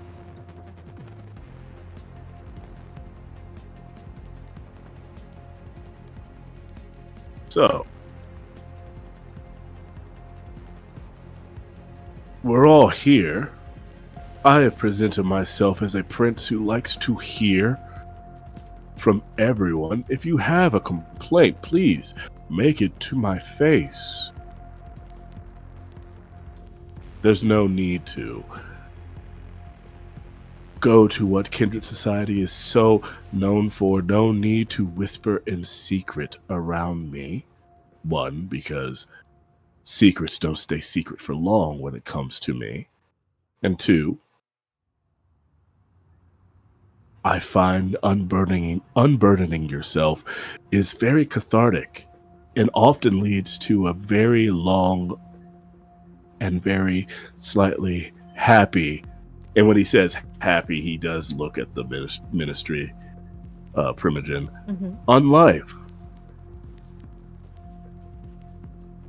John, while the prince has everyone's attention, what are you doing to assess the crowd? I am in the dark, of course, in the corner, as we're posted up. There's like a pillar. I'm sort of probably leaning against it. As I, with my glasses on, activate Oblivion Sight. Hell yeah. Is that a Just so you can get a free? clearer picture of everybody. Yes, it is. Nice. It allows me to see in absolute blackness, and also I can witness if there are ghosts present who aren't actively trying to hide. I can see them as well. But what it really does is just lights up areas for me. It lights up the darkness so I can see in the dark, and so I'm using it to get a better picture of everybody here. So that, and I'm looking at people trying to see if they're about to do something. I'm basically just making sure nobody does anything too intense. Sure. Make a wits and awareness roll for me. Lovely. And you add your oblivion to it. Lovely. Awareness. Yeah.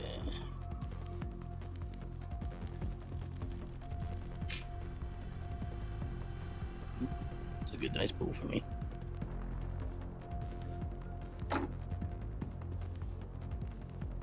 That is 4 successes. Okay. I was just given secret information that I am going to now roll. Secrets in a vampire game? And how many? You said 4 successes? Oh, you were... Oh, that was so good. Okay. You're watching from the darkness. You're kind of you have one eye on the prince and his very pointed speech, which, Annaleigh, I'm going to say, you, as somebody who has mastered the craft of social subtlety, know the secret language that Marcus is putting out there for, like, you and John and anybody else that is in the know of what he is trying to say. So I'll let you engage how you would like with that in a moment. But John, you look over and you see the prince essentially doing his thing, addressing a crowd. The tiger also seems to be matching the gaze, as if who Marcus is deeming suspect, the tiger is deeming suspect. And you look over and you see that Ministry Primogen. And as you are watching her micro expressions of almost delight and indulgence, that is matched in the flick of an eye as she glances at somebody else that was lurking in the shadows. And you catch, nobody else has caught this, you catch the very, John, the very specific cracking open of a door, of the front door, and you see a La Sombra, clearly somebody who knows how to travel through shadow, slip out. And if you would like to make a intelligence and politics roll with a 2, difficulty of 2, I can tell you who this is.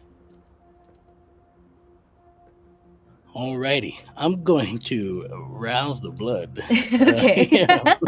I'm going to surge. I'm going to blood surge, increase What is this, my important? intelligence because I have a 1 in intelligence. No, it's fine, and no politics. It's okay. I failed that rouse check. Okay. But I believe it increases my intelligence to, I believe it's by 2 for the scene. Yes. I think you add 2. You add 2 to the dice pool. Yeah, 2 to the dice pool. Mm-hmm. Good. This is a wonderful time. This is going to be pure blood die. Because of hunger 2 and rolling 2 die. It's okay. Mm-hmm. Oh no, add 2 to the dice pool. No, it's 3 die, so there's be one regular die. It'll be fine. That is 2 successes. Fucking brilliant. You have recognized the small, lithe figure of the Archbishop of Philadelphia.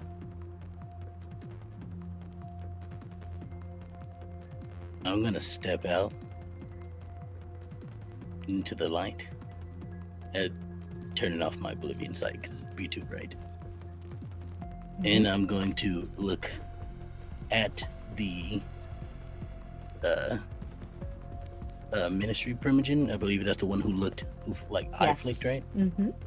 And then I'm gonna look back at the prince and I'm gonna say, Prince, permission to approach.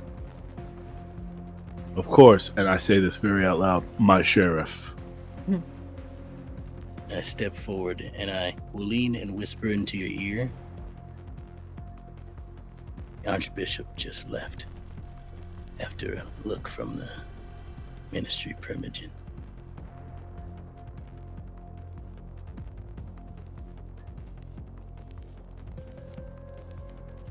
And I'll step back.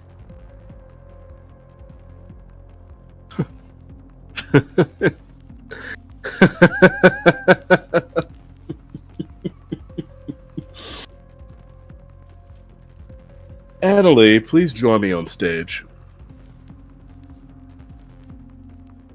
Annaleigh, who has been in the most perfect pose ever since the light came on of watching, sort of saunters forward,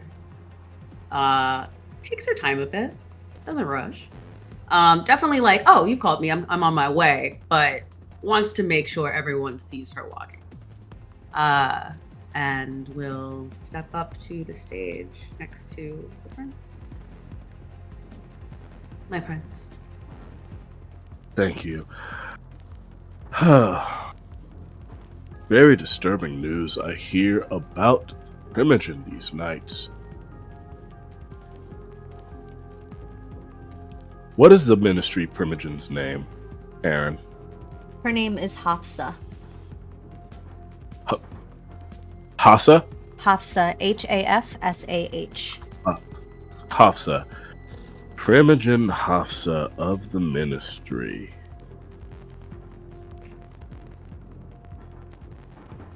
Tangled webs and all those things. So happy when I announced people not liking what I have to say. And in consorts with the bishop here in Philadelphia.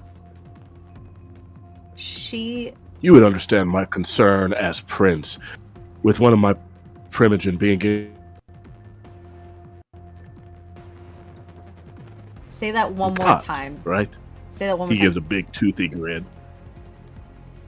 You would understand my concern as prince when one of my Primogen is in consort with one of the leaders of the Sabbat, right? Mm. And I was gonna say, and he gives a big toothy grin, and when he does, Lucius does bare his fangs as well with a low growl.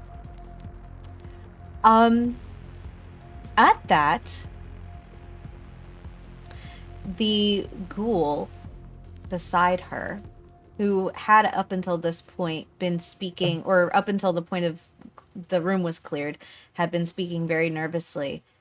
He looks very poised this whole time, and he hasn't really been so scattered. And you would notice first and only, you would notice a very slight nod to the ghoul from Hafsa, and the ghoul will turn around and he pulls out a gun and aims it at Annaleigh.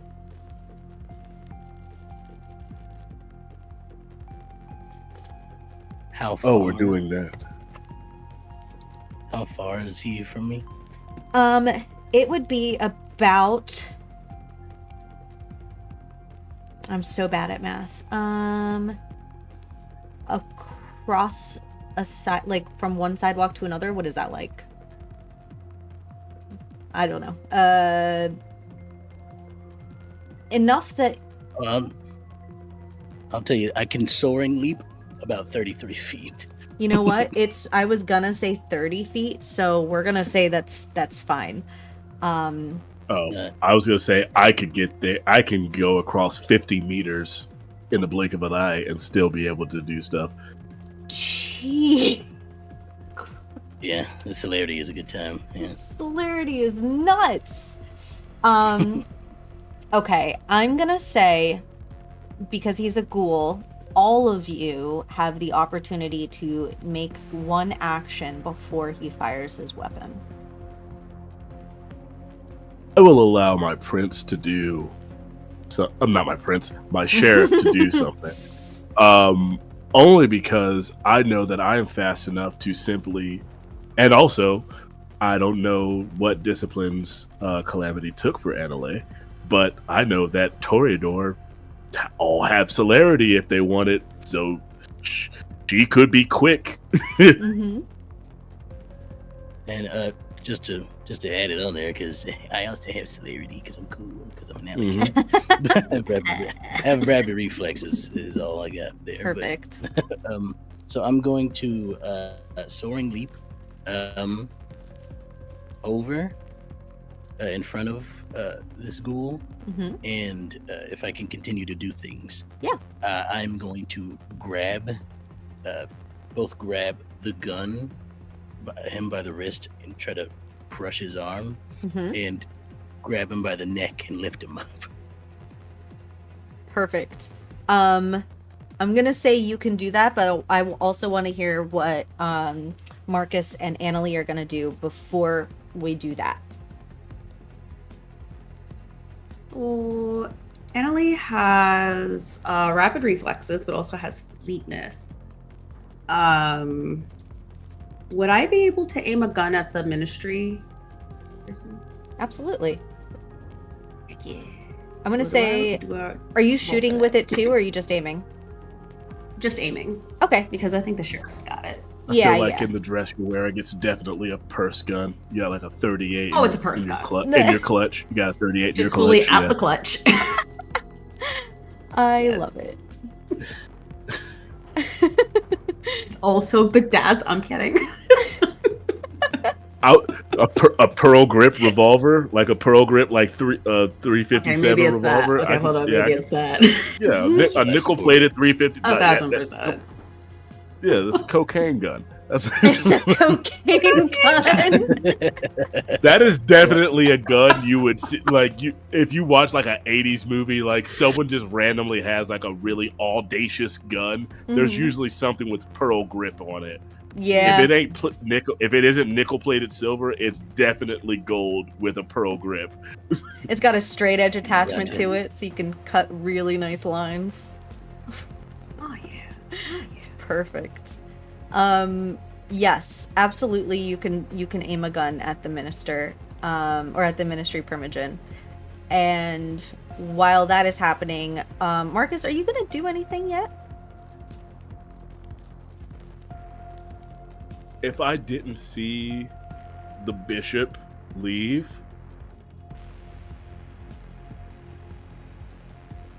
that's a phone call that I'll have to make at another time. But I'm going to hold doing things myself because this is both the Primogen and the sheriff's moment to prove themselves. And the guns weren't pointed at me. Mm-hmm. Okay. So But I will say this. I know that I'm going to have to make an example of this Primogen though. Of Hefsa. Or yes, I'm gonna have to. If I said her name wrong just now, I'm sorry. It's okay, it's Hafsa. You're fine. Hafsa, God. Of this heifer. Yeah. Of this heifer of Hafsa the heifer over here.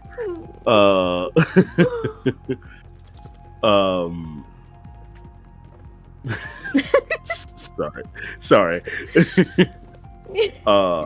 Don't apologize. It's oh, come on now. It's Hafsa the heifer over here. I'm putting it in the Notion board. Yeah, put it on there. That's I guarantee you that's probably a nickname that's been kicking around for a while now. For as long, because I had to have chosen her. That's another thing. I had to have chosen her. I know I'm going to have to make an example of her, but until that time comes, I want to see what these two are going to do. Mm-hmm. So, John, you are holding the ghoul up in the air, yeah? Yep. And Annaleigh, you're pointing the purse cocaine gun at the minister, or the ministry Primogen, at Hafsa. Yes, I am. Yes, I am. John, describe how you were able to disarm the ghoul. Well, I do have a specialty in grappling, so this is a good time. Oh yeah. So what I do is it's a very quick jump over.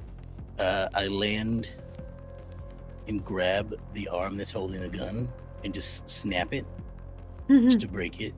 So he drops the gun, and then I grab him by the throat and hold him up.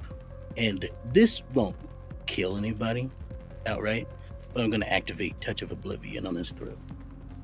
Oh, can you describe? Which is a rouse check. Yeah, can you describe how that looks and what that feels like? It is like an electric current coming from my powers that I get from the abyss. that shoots from me into the body of whoever I'm using it on. Then they almost feel like a shock as whatever area is used is touched by the Oblivion, begins to decay. And this is going to take away this person's ability to speak for a while. It won't kill them, but they'll take 2 aggravated. Perfect. You see, Annaleigh and Marcus, you see that the ghoul has the broken arm creates like this floppy noodle effect as he's being lifted up by his neck. And immediately, as John touches his throat, the arm just rigor mortis style straight out his whole body, just becomes stiff as a board for a moment. And his head snaps back as electricity, or shadow electricity, whatever you want to call the La Sombra power, just generates through his whole body. And then just sort of, John, you feel it all go back up to like his throat, the origin point, and he sort of just falls limp. As he falls to the floor, Annaleigh, you don't see the Ministry Primogen there anymore. In fact, you see, slithering away, a snake towards the front door.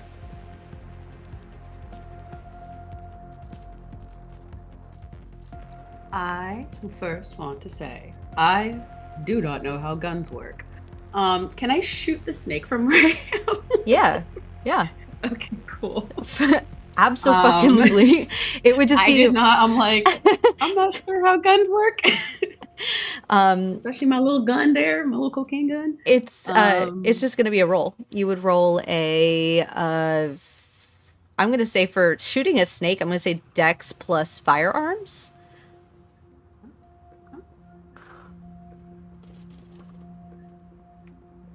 And you need. Firearms. I'm gonna say you need 2 successes for this, considering you are very, very acutely aware of your surroundings. So I'm gonna say it's not that hard.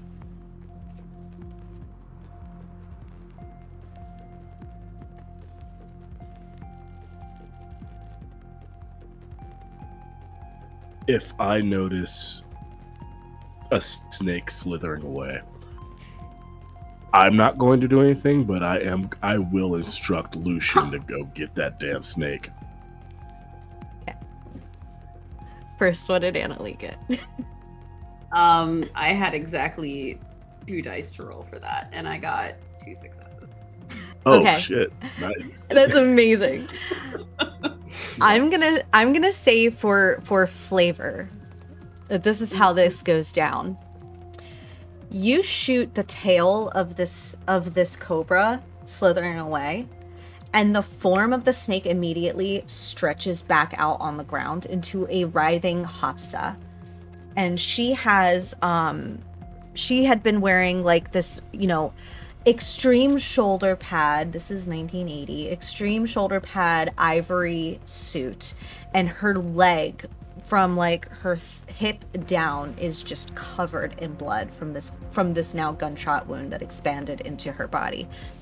And she is turning around onto her back to like address this wound when, Marcus, you just kind of like touch the ear.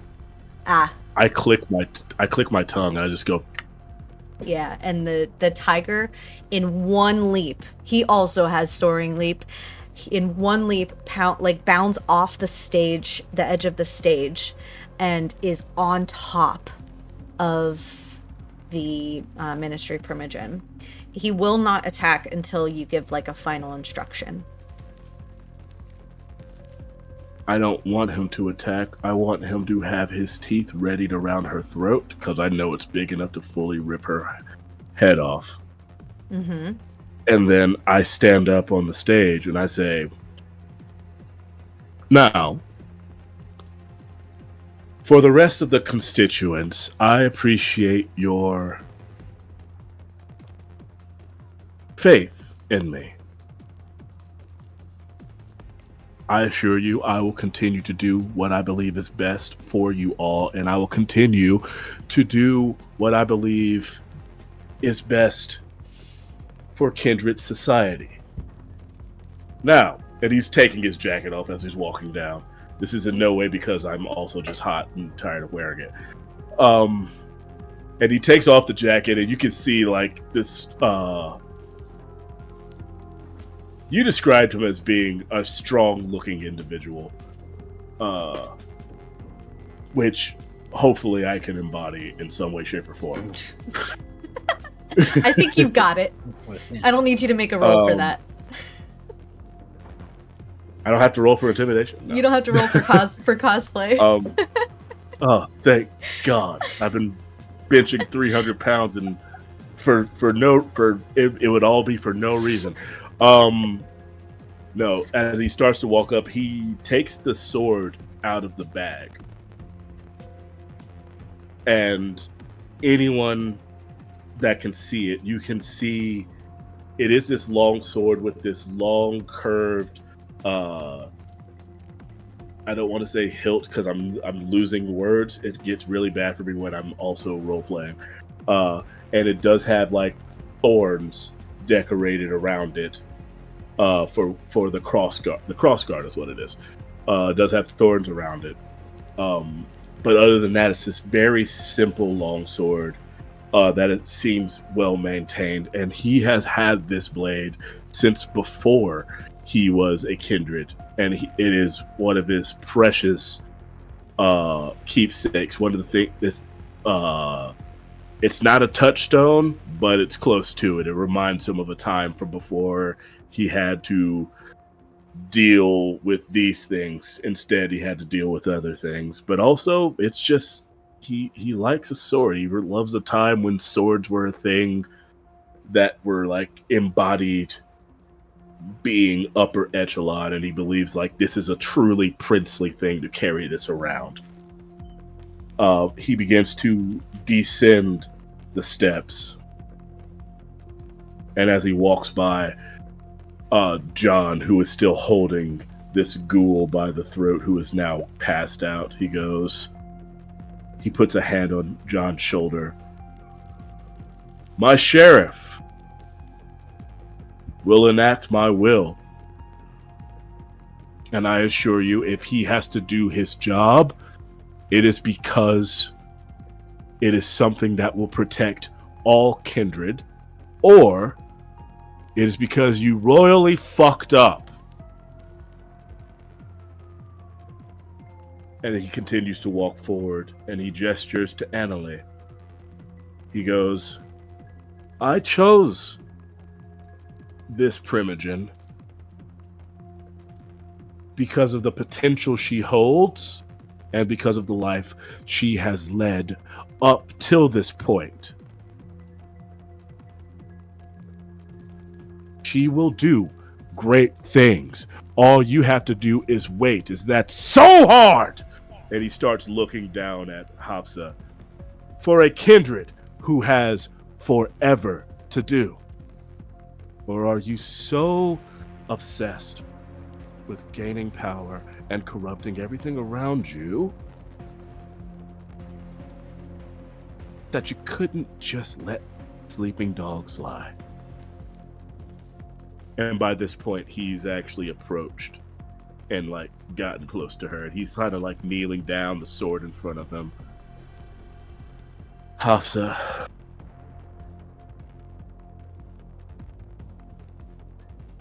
consorting with the Sabbat, instructing a ghoul to take aim at another Primogen,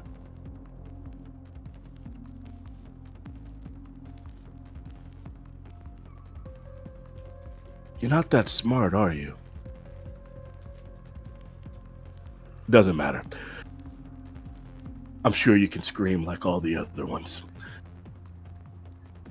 And I begin to make sure she cannot run away. I don't want to describe it in gruesome detail, but I will ensure that her legs are no longer working because I'm going to remove them. I'm going to make sure and I'm going to also say if anyone's seen The Princess Bride, it's almost to the pain when the things he describes there, where he just starts to remove things that are really needed, because we are kindred, we can regrow them, but she needs to be questioned, and I need to make sure that she can't use her extremities yet. As you take off the first limb, her scream bursts out of her mouth, but is immediately interrupted by the finest pressure of Tiger's teeth around her throat. And it hitches like a... And with each leg and each arm and each extremity that you remove, it is a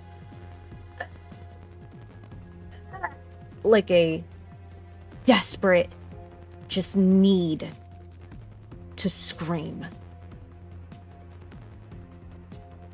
When I'm finally done, and you can tell me if she ends up going into torpor, that's fine. If she's still up, that's fine too. As long as she doesn't meet the final death with this. I do go back into the speech. Now, this was more revealing than I thought it was going to be. I solely came here to tell y'all that my decision as prince is just that, my decision as prince. Instead, I have what has unfolded into a conspiracy. And I have none other than my new prince and my new Primogen to thank for that. But this little display that I've put on here, it is a twofold thing. One, doling out punishment for someone who has clearly wronged us and the Camarilla. Because the Sabbat don't want better for Kindred society, no matter what bullshit they peddle to you. And the second thing is that I need you all, and he does look between Annaleigh and John, to know who the fuck I am. I try to be open, I try to be nice, but don't misconstrue that. I have been prince for as long as I have been, for a reason. I will not, let me say that again, I will not tolerate this. And he points down at Hafsa. So the next time you want to go towards the enemy of all kindred, remember this. Because I don't have to make it quick. And we live for a very long time, and we can survive a lot of damage. And my tiger is very hungry. And then I give the instruction to the ghouls to take Hafsa and put her in one of the vehicles. Preferably the van that we keep the tiger in, because there's probably been blood strewn around that with meats and stuff. Yeah, Jessie was her name, I think. She goes and collects somebody else, and they pull her up. And for a moment, everybody is you are all reminded that Lucius is a wild animal, because as she goes to pick her up, the tiger's jaw remains just for a moment longer before finally reluctantly releasing. And he steps back and he sticks his tongue and wipes his mouth with it and kind of like back steps beside to heal beside the prince. John, you had noticed that the bishop had left. At this point, it's been about, I'd say, 3 minutes. You you would know that if she left, that there's a chance that they are one step ahead in whatever they were planning. And as the sheriff, that sort of protection of the prince needs to be addressed. Prince. Yes. I don't know what the Archbishop's doing, so might be a good idea to not be here any longer. With your permission, I'd like to investigate. I'll return with Hafsa. Let me know of your findings. Annaleigh. Yes. You look fabulous. I'll have a car come for you if you need it. Thank you. And the rest This of you, whole time. please enjoy your evening. Just remember, my door is always open. And you can hear Lucius growl just a little bit as I like hit my hip and walk out the front door back to the car. This whole time I've been holding this ghoul by the neck, and I drop him to the floor and go, well, you should be fine. You'll heal. You're a ghoul after all. I just, go to sleep for a few days. Walk it off, whatever you gotta do. That arm is gonna take a little bit longer, I think, though. And for the rest of you, in case you didn't catch it, the name's John Blade. I'm the new sheriff in town. Hopefully, you don't have to see me at your doorstep. Good night. And I'll start to walk out, trying to hit the streets to get information. I'm gonna say, is it safe to say, Marcus, that you would leave promptly to go back to your haven with Hafsa? Oh, yes. As soon as I'm quickly reminded that the bishop was here, the full, like, they're out to get you starts to kick back in after I've made the whole, hey, I can still kill you, like the whole, but they are out to get you, and it doesn't have to always be the Camarilla trying to get you. He's just like, I gotta get home. Yeah. Annaleigh, as you are left behind, I need you to make a couple rolls. I need a wits and awareness, and then I need a charisma and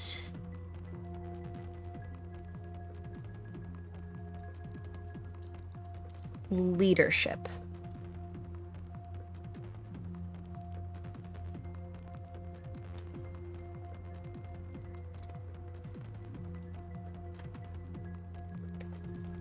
All right. Wits and awareness was 2 successes. Charisma and leadership was 3. Oh, I was not expecting 3. That's excellent. As the crowd sort of rises back to a normal speaking voice, this is not completely unheard of in the world of Kindred. Sometimes political strife meets resolution through more tactful, quick, violent means. It's everything to uphold the masquerade. And for all intents and purposes, it hasn't been breached yet. At least not to the humans of the city. As you look around, you notice that there are a couple people in the corner who are looking over at you. They are Kindred. They are young. They've got teased hair and bangs and like awful blush to simulate life.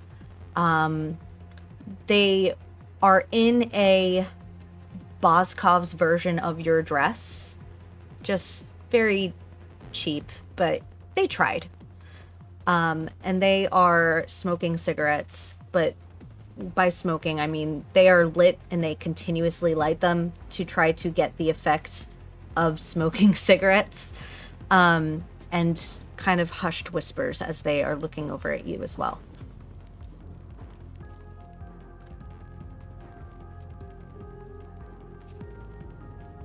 And you said they're kindred. Yeah.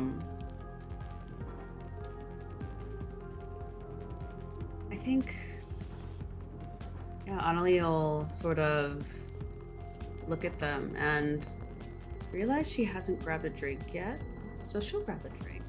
I think she just walks up to the bar and goes, "Wine, red, your best." And ideally would come pretty quickly. Yes. At this point. Yes. And she will then walk up to this kindred and like sort of look at them.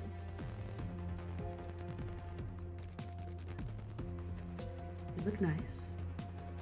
Oh, thanks. That was really not cool.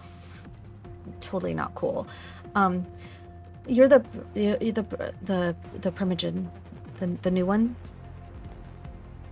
You look really good. By the way, like, you look so great. And the other one's like, yeah, you totally look so good.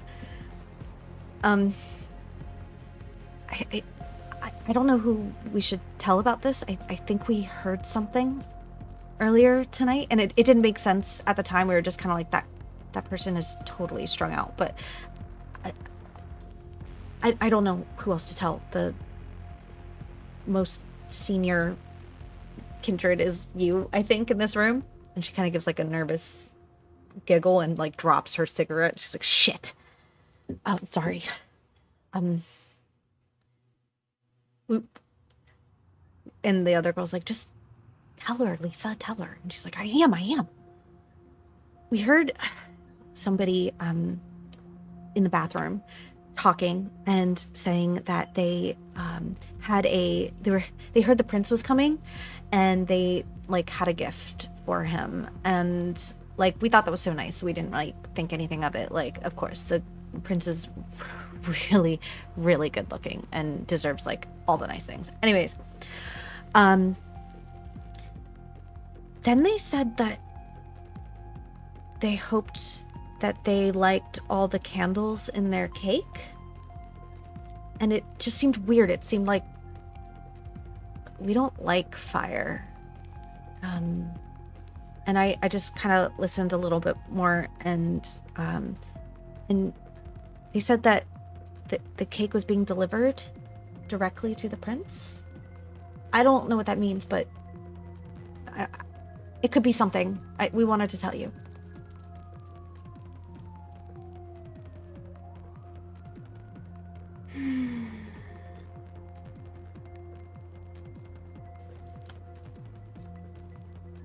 I should have known I wasn't going to get to enjoy this party. And will just hold out the wine and start walking away and like let it go, and whoever grabs it grabs it. The one of them grabs it and she's like, she is so cool, and the other one's like, yeah, totally cool.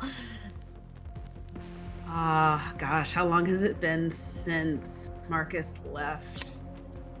I'd say about this time of maybe 5 minutes. Okay. Question. Mm-hmm. How exactly does... So I loading up Lucius. I'm gonna say you had enough time to start to drive away. What are the odds that my car has one of those car cell phones in it of the 80s? Do I got the full Gordon Gecko? All you have to do is call it. In that case, okay, go ahead. I definitely would have left both you and John with the means to contact me, being that you are young and he is kind of like staked his claim in your success for the future. Like this night, he was like, "Y'all motherfuckers need to call me because some stuff has happened that I was not expecting." Annaleigh will go back up to the bar and say, "Your nearest phone." The bartender's gonna reach for it, but before he brings it to you, we're gonna go outside and see what John's doing really quick. John, what is your intention upon leaving the club? It is to essentially do what the prince said that he could tell that I like to do, is hit the streets and find out information. I imagine I'm walking. I don't have a car, or if I do, I left it somewhere because we took the prince's car. So yeah, I'm out there, and I'm probably just walking down the street, hands in the pocket, lighting up a cigarette for no reason because it doesn't do anything. I need you to make a wits and awareness roll, please. Favorite type of roll. Hell yeah.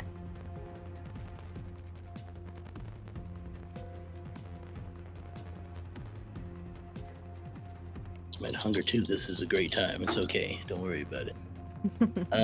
That is a.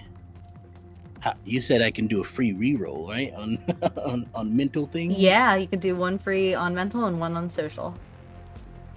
Lovely. So is this like a willpower reroll, but just for free? Yep. Lovely. So love to have more successes than that. That is a total of 3 successes. Perfect. That's all you needed. You see, you are in Chinatown, so the lights that were in the club that were sort of dancing around are still continuing outside. It is about midnight at this point. It's still pretty popular.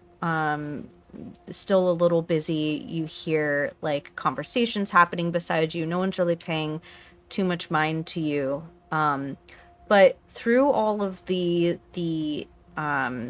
fluorescent glow, you see a shadow beside you. And that kind of gives you pause to kind of look around and get in touch with your La Sombra side. And notice the shadows throughout the street that you're walking down. And as you're kind of giving a cursory glance of all of the dark crevices, you notice that there is somebody, a very small, lithe woman, who passes through one, and you see her up on the roof appear from another. And then she goes out of sight towards where you all came from, the direction of the Prince's Haven. Well, I gotta give chase. Is the thing.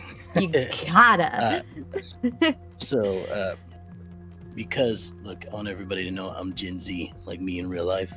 I want so bad to be like, I call. It's on the tip of my tongue to be like, oh yeah, be like, but I can't because it's the 80s. I can't because they're on cell phones yet. So what I do is, because this would be so much easier to be like, hey, there's something going on. Yeah, but, John Blade actually invents a cell phone. Cell phones are a thing. Mm-hmm. Cell phones are around. They're just so huge. rare. They're so rare and gigantic. Like $8,000. Yeah, don't put that up to your head. Yeah. I will get to an alley and soaring leap up. Of course, make sure no one can see me. Just sort of soaring leap up the building if I can. Yeah. If there's platforms or a fire escape. For sure. I think that's just a free roll, free check. Soaring leap. I will activate prowess if I need to. I will tell you. You don't have to yet. Just to get up there to see kind of like where she is. It is free. You can jump equal to 3 times your potence level vertically. So what is your potence level? 2. Okay. 2. So Okay. These are not tall buildings by any means. They're like maybe 3 floors high are the tallest ones. So you can easily scale any of these walls in the Chinatown neighborhood. Storyteller. Mm-hmm. Sorry.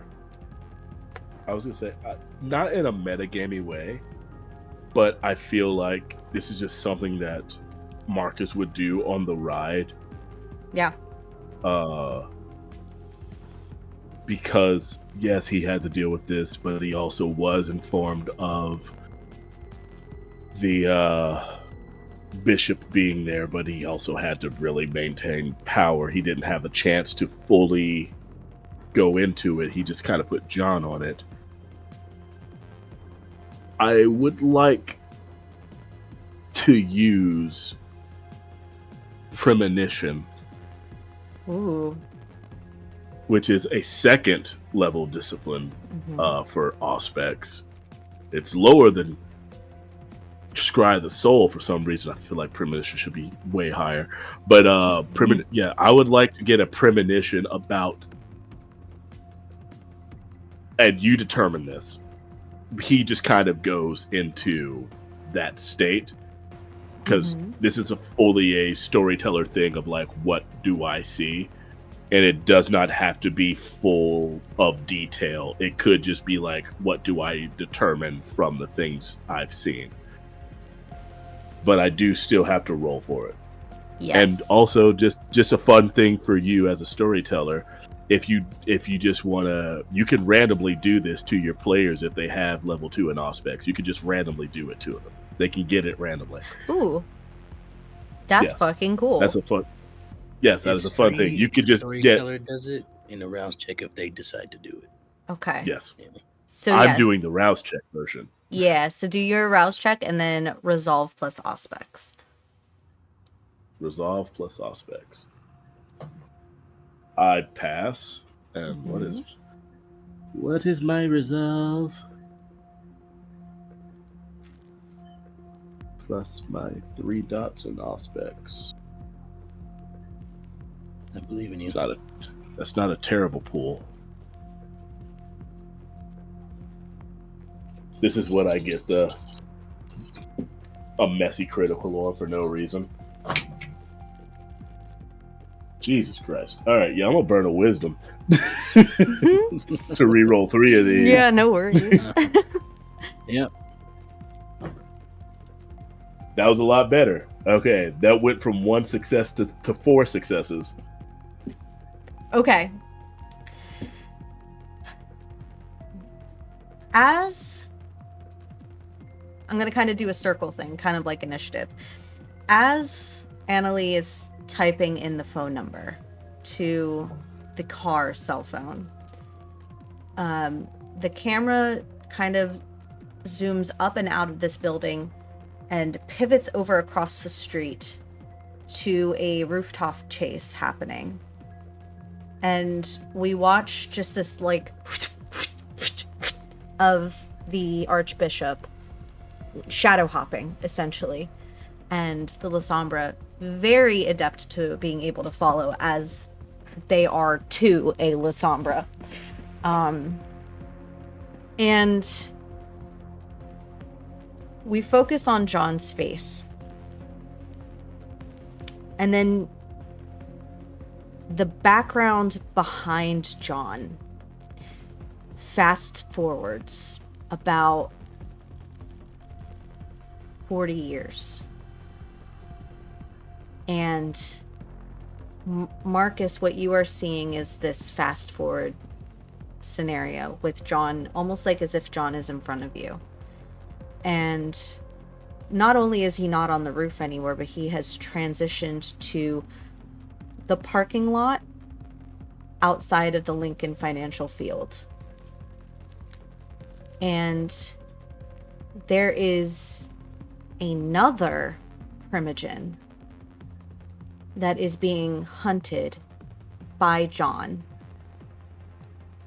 And Marcus, you have this feeling, this gut feeling, as you're experiencing this flash forward premonition, that John not only remains your loyal sheriff for at least 40 years, but he will save your life several times, and he will dutifully carry out your orders to protect the masquerade.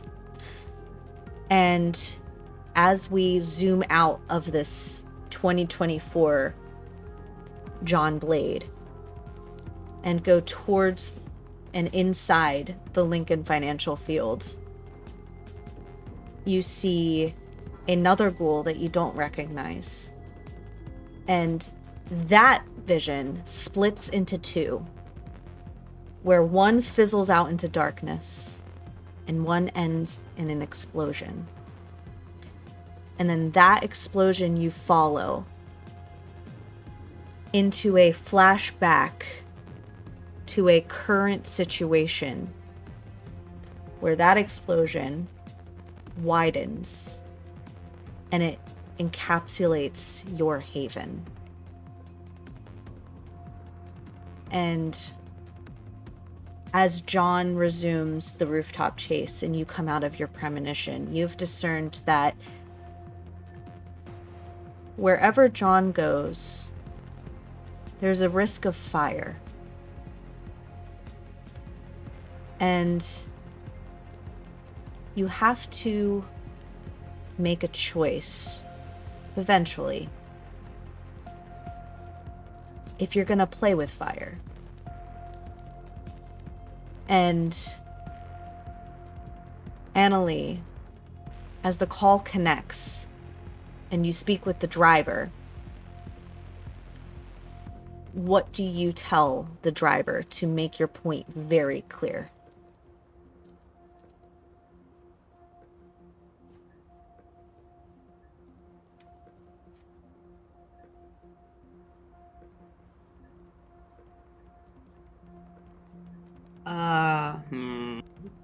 Yeah, that is something very cheesy. I'm trying to think if I can say it.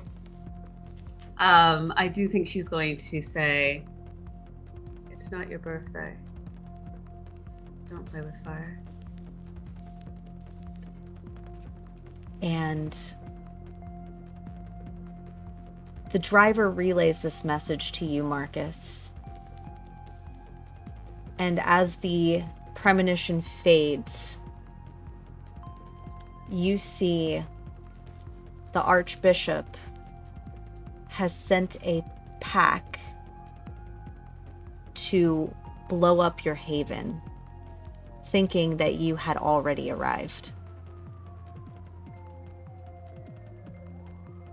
And the premonition fades, and you are driving to your haven still. I instruct the driver to call the mansion and have all of the staff evacuate immediately. And 100% for as paranoid, finally I remember the word paranoid, it took all of this session for me to remember the damn word, paranoid as he is, there's definitely a protocol, a Batman-esque protocol for everyone to get out. Like, he's got secret tunnels. He's got secret tunnels. Like, yeah.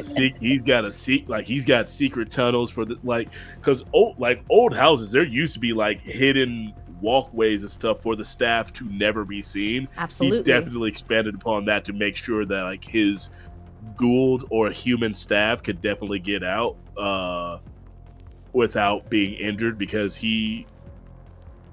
they are his normal.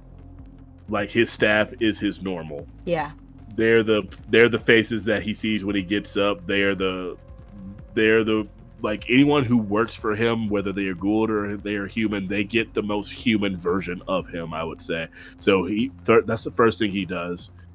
And secondly, after the driver hangs up after enacting the what should I call this? What there should be a code word for it. If you say Operation Secret Tunnel, I'm gonna die.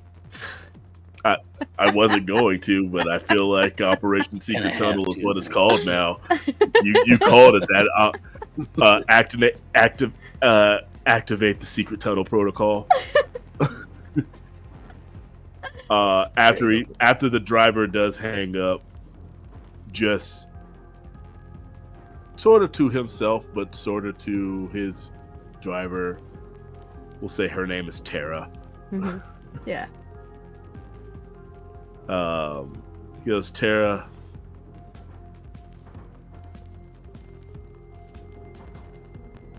you cannot have the darkness without having the light. At some point, that's going to make sense to you. But sorry, I'm talking to myself here. Of course, sir. Don't put too much stock in what I just said. There's a whole thing. They're all out. It's fine. Let's find another place to go for the evening. I'm gonna say that you know that you can go to Elysium for at any point for safe passage. That is where I will go. Okay. So she just takes a hard right, and we pull out of this from the sunroof to go back to the rooftop, where John, you are about 2 rooftops behind the Archbishop, and she stops and turns around and looks at you dead in the eyes. And there is a malevolent smile that comes across her face. And you realize that she is in the middle of a part of the block that is blacked out. And she just goes and melts into the floor and is gone.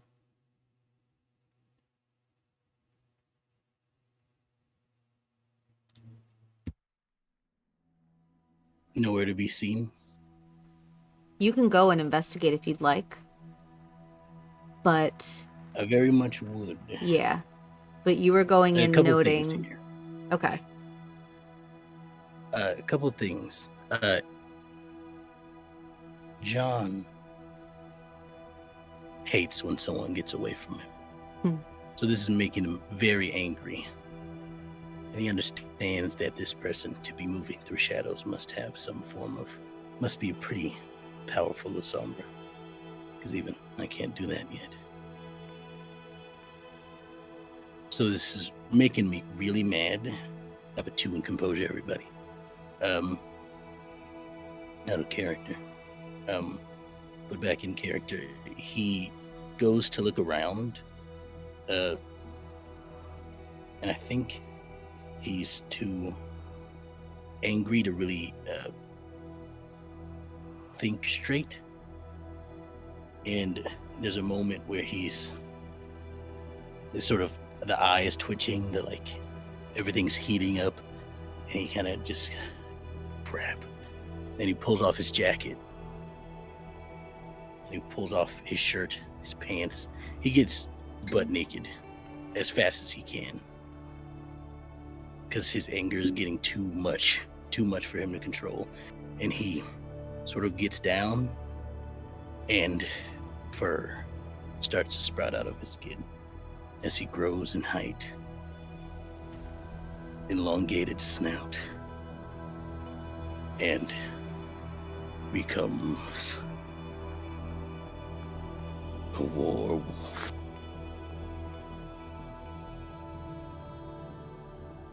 Okay.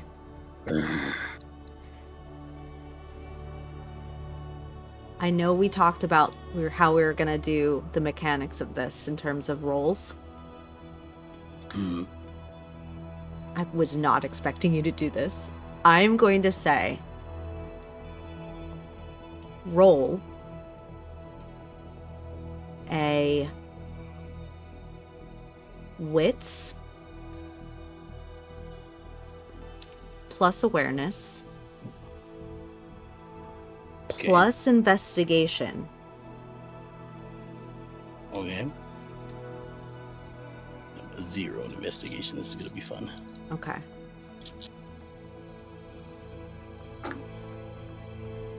That is 4 successes.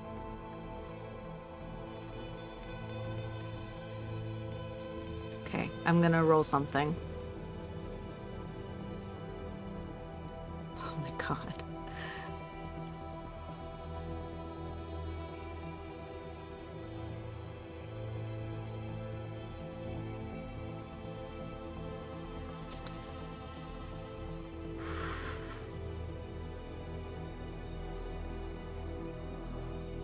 As you snarl and your maw chomps air, and you taste the residue of bile and blood that was just there a moment ago before she sunk into the depths of the shadows. The hair that had sprouted along your shoulders and arms stands with this electric, like a tracking, like a sense in a direction, and you follow that to the corner of the building and look down, and you see the Archbishop start to get into a car.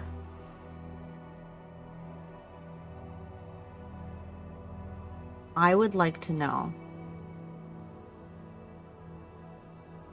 how do you incorporate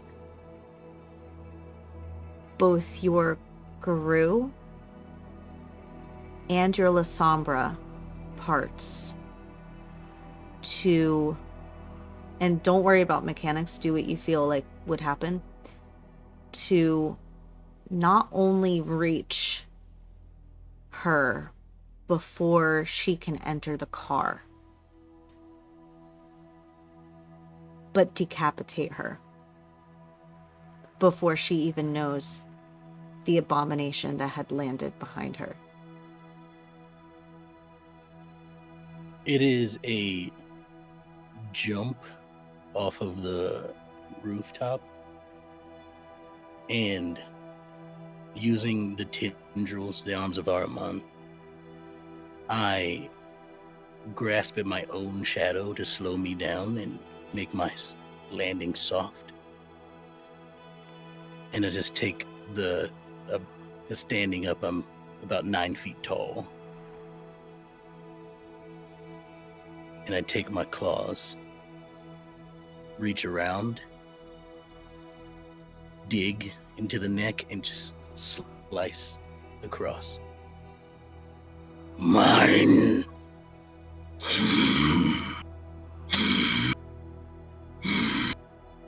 And you see a tearing of meat and a cracking of bone of a spinal column as the head is removed, and as you pull it down, it's like deboning a fish. And the body drops, and it starts to slip into a sea of ash that, with a wind that doesn't exist, blows across the street and into oblivion.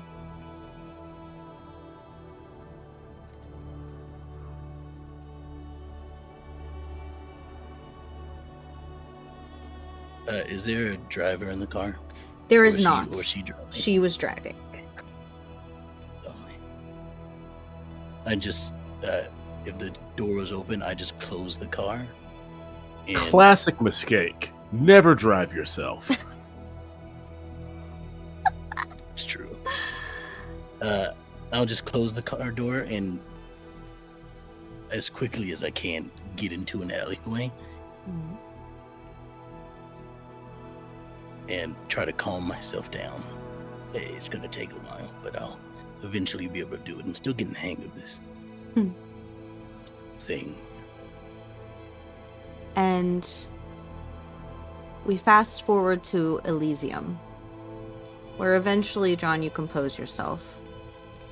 And you manage to go back to the rooftop and collect your clothes. And Annaleigh, you have a driver. It came with the perks. It's a benefit package of being a Primogen. And this driver comes and picks you up.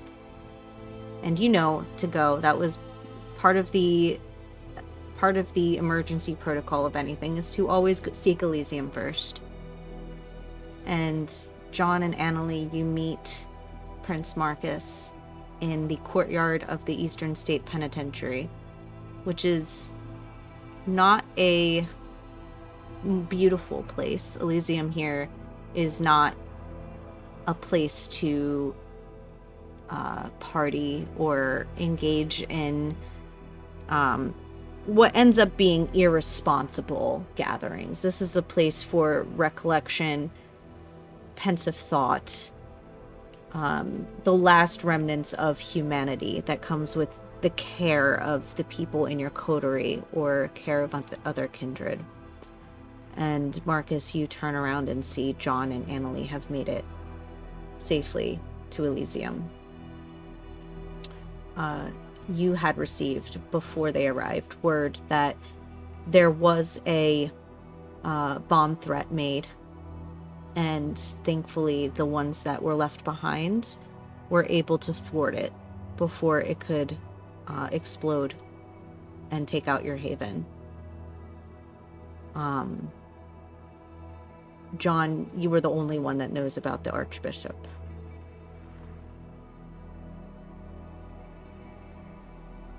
So, how fares my sheriff? Well, cool for the most part. Found the Archbishop. Not gonna be a And problem. how does she anymore. fare? Oh, she doesn't fare well. I think of her as a dust in the wind.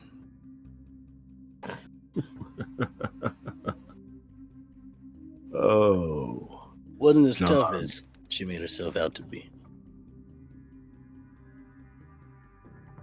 I find when it comes to levels of office, it's not often how hardy we are, or even how battle inclined we are. Sometimes it's just the sharpness of the mind. But in this case, I fear folks overplayed their hand. Because they don't have vision. And if there's one thing I do pride myself on, and he does, and he looks at Annaleigh, was like, and beside the Ventru, we know a thing or two about pride, Annaleigh. I have vision. More than most people would think. Outside of the Malkavian, but without all the... And you remember he did this earlier tonight. He's doubling down on the joke.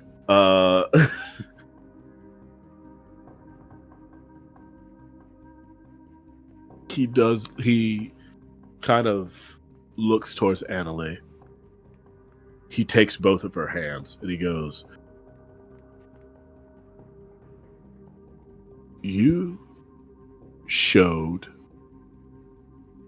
ruthlessness, a willingness to do whatever it took to make sure that you weren't harmed, as well as a loyalty to a person you just met, but who did choose you. Just want to throw that out there. That you did not have to show with one single phone call.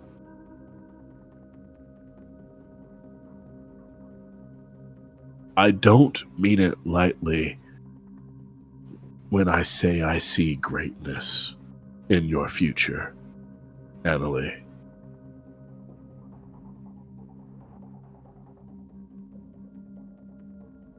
And I want you to be great.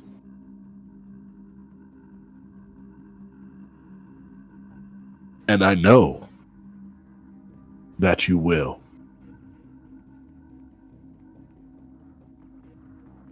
With all the pretty little things that come along with it. John,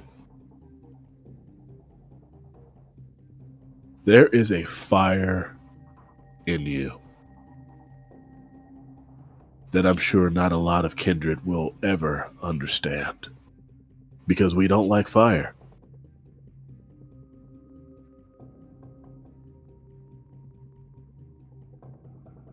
You are the shadows. And I'm going to double down on something I said to my driver tonight, so just bear with me. Without darkness, there can't be light, and vice versa. So with the shadows, there must always be light. And I think you are the one to help guide me to the next, well, at least the next 40 years. If not guide me, at least beat up a few people that I don't like that much. Very specific amount of time, but yeah, I got you back.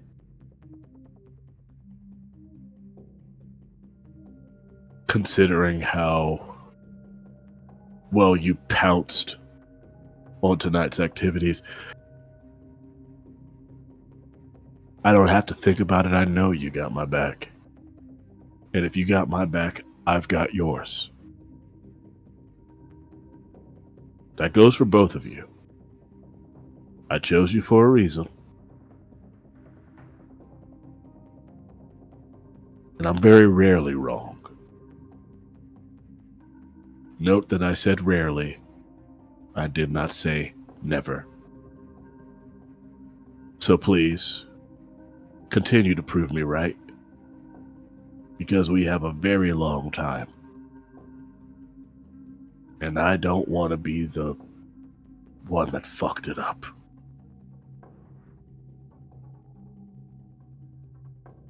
Though I doubt it would be me. It'd probably be one of you two. Fair. That one was another joke. Again, I told you I'm bad at them, Annaleigh. Yeah, I've caught that. You live long enough, you tend to lose a few things.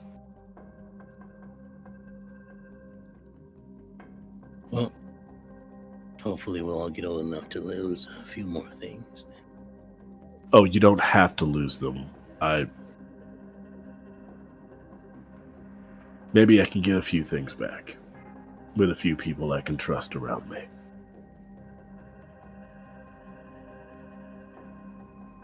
And as we pull away from this conversation, we take a look at the Philadelphia skyline, seemingly untouched by the night's going-ons.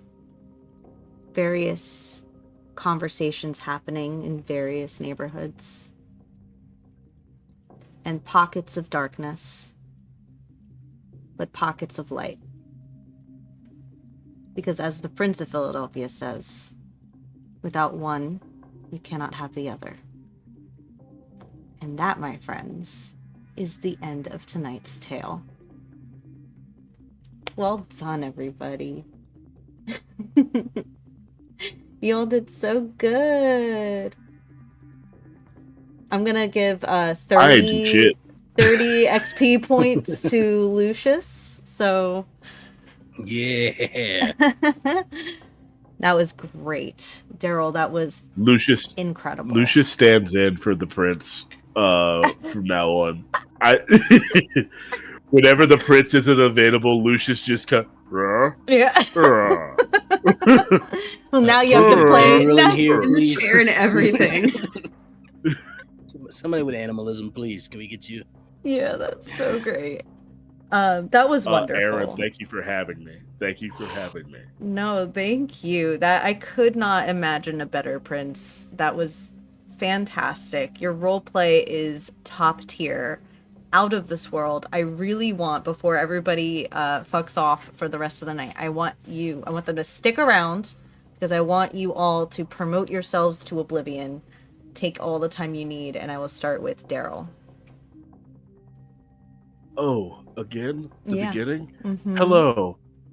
I am Daryl. You can find me on Instagram and Twitter, Mr._Daryl Dorsey, or just find me on daryldorsey.card.co. On occasion, you can find me streaming on Twitch. I haven't been doing it that much lately, but I plan to get back into it where I do either streaming of video games or my own charity streams that I'll usually ask someone else to produce because I know my limits, and producing and also streaming a charity stream is well over that. You can find me around the internet guesting like this on different actual plays when they will have me, because I'm not just a DM/GM/storyteller like I am for my podcast. See how I turned it there?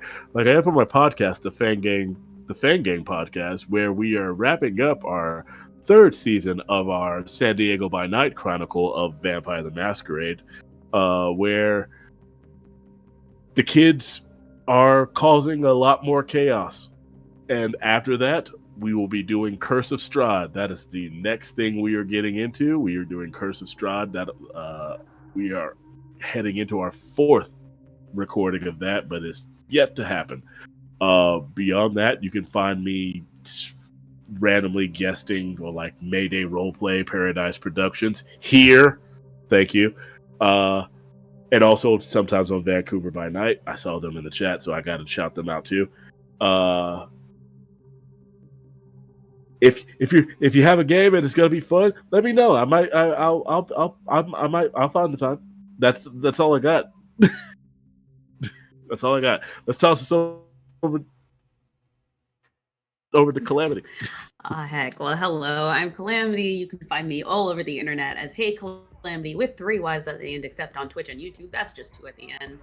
I do all kinds of stuff in the tabletop space as too many things, as some might say, but mostly performance on various channels, production for a little group called Telltale Hearts that likes to promote and celebrate diversity in this space, as well as dramaturgy, which I'm starting to do on Telltale and maybe other spaces soon. We'll see.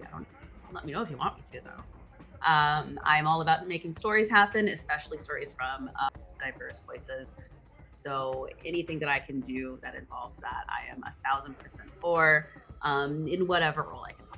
So while I do perform, I also do very much enjoy production and helping things happen, but not at the same time, because like Daryl, can't do both at the same time. That's a lot. That's too much. Gosh, what else? I don't have anything major coming out right now, but keep an eye on Telltale Hearts because we are going to be announcing our next event in the next couple of months. You might start getting some hints here and there.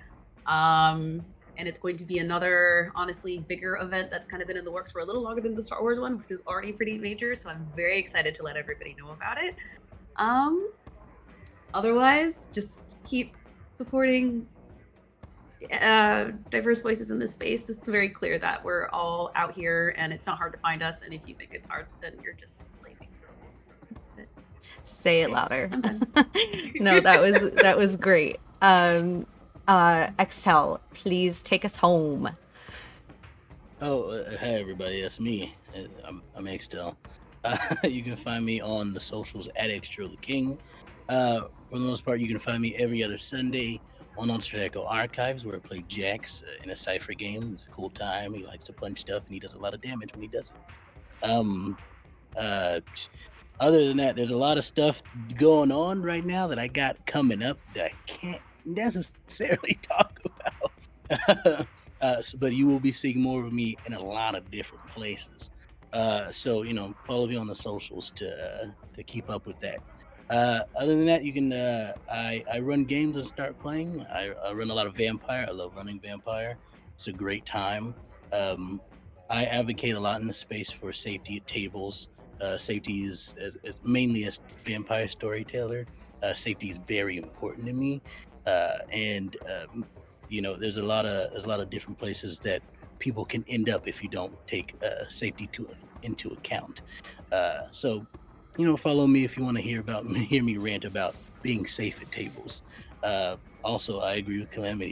You gotta uplift POC voices in the community. We're all here, and we all do what we do, and we're all good at it too. So, watch us, come by, follow us, enjoy our products. It's a great time.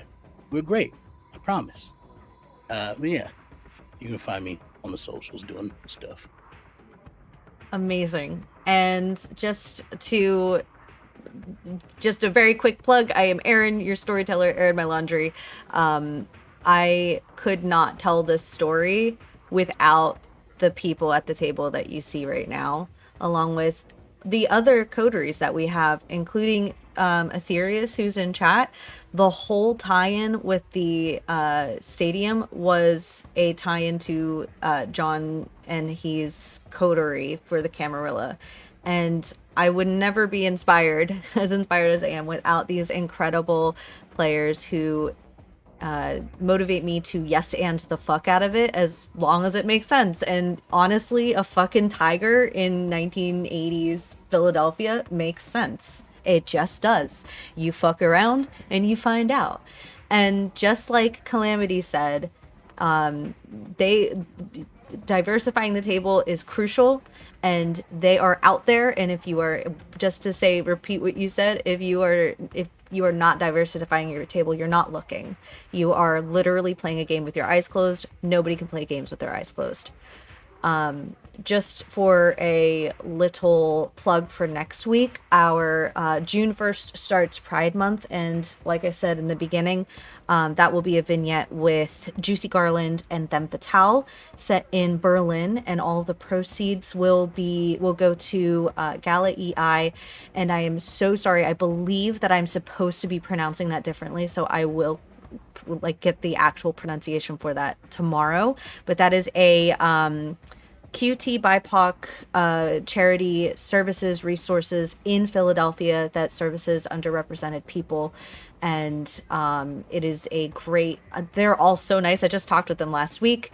So we're going to be doing a charity stream with them. And there's going to be another announcement for a company called Philadelphia Printworks, where they will also have a discount code for all of us throughout Pride Month. All of their merchandise, they are a Black-led and owned and operated company, and all of their merch goes to either BIPOC artists or the charities that they support in the merchandise that they create. So all that to say, to the folks in chat who are white, do the work. And to the folks in chat that are not, we hope to see you at all of our tables. And I know Vancouver by Night, I know you wanted to recommend a raid, but I definitely want to raid Stella Luna, who is playing Paint the Town Red. This has Vinvox VA and Lilith TTRPG and Kendo Makes Games and Quintastic, and they are all really good players in the space, and it is a very diverse and very talented table. So please go over there and send them all the love. Again, this is Philadelphia by Night, and we will see you next time. I will say this. Yes. Vin has made it their mission in life to create Kindred players that annoy mine. That's all I got to say. We be like that sometimes. They go out of their way. Like, he goes out of his way. I would believe it.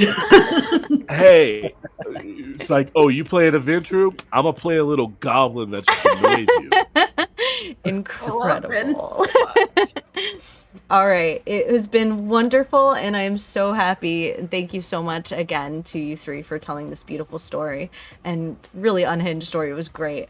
And yeah, that is it from us, and we're going to go raid. Have a wonderful night, everybody. Bye-bye.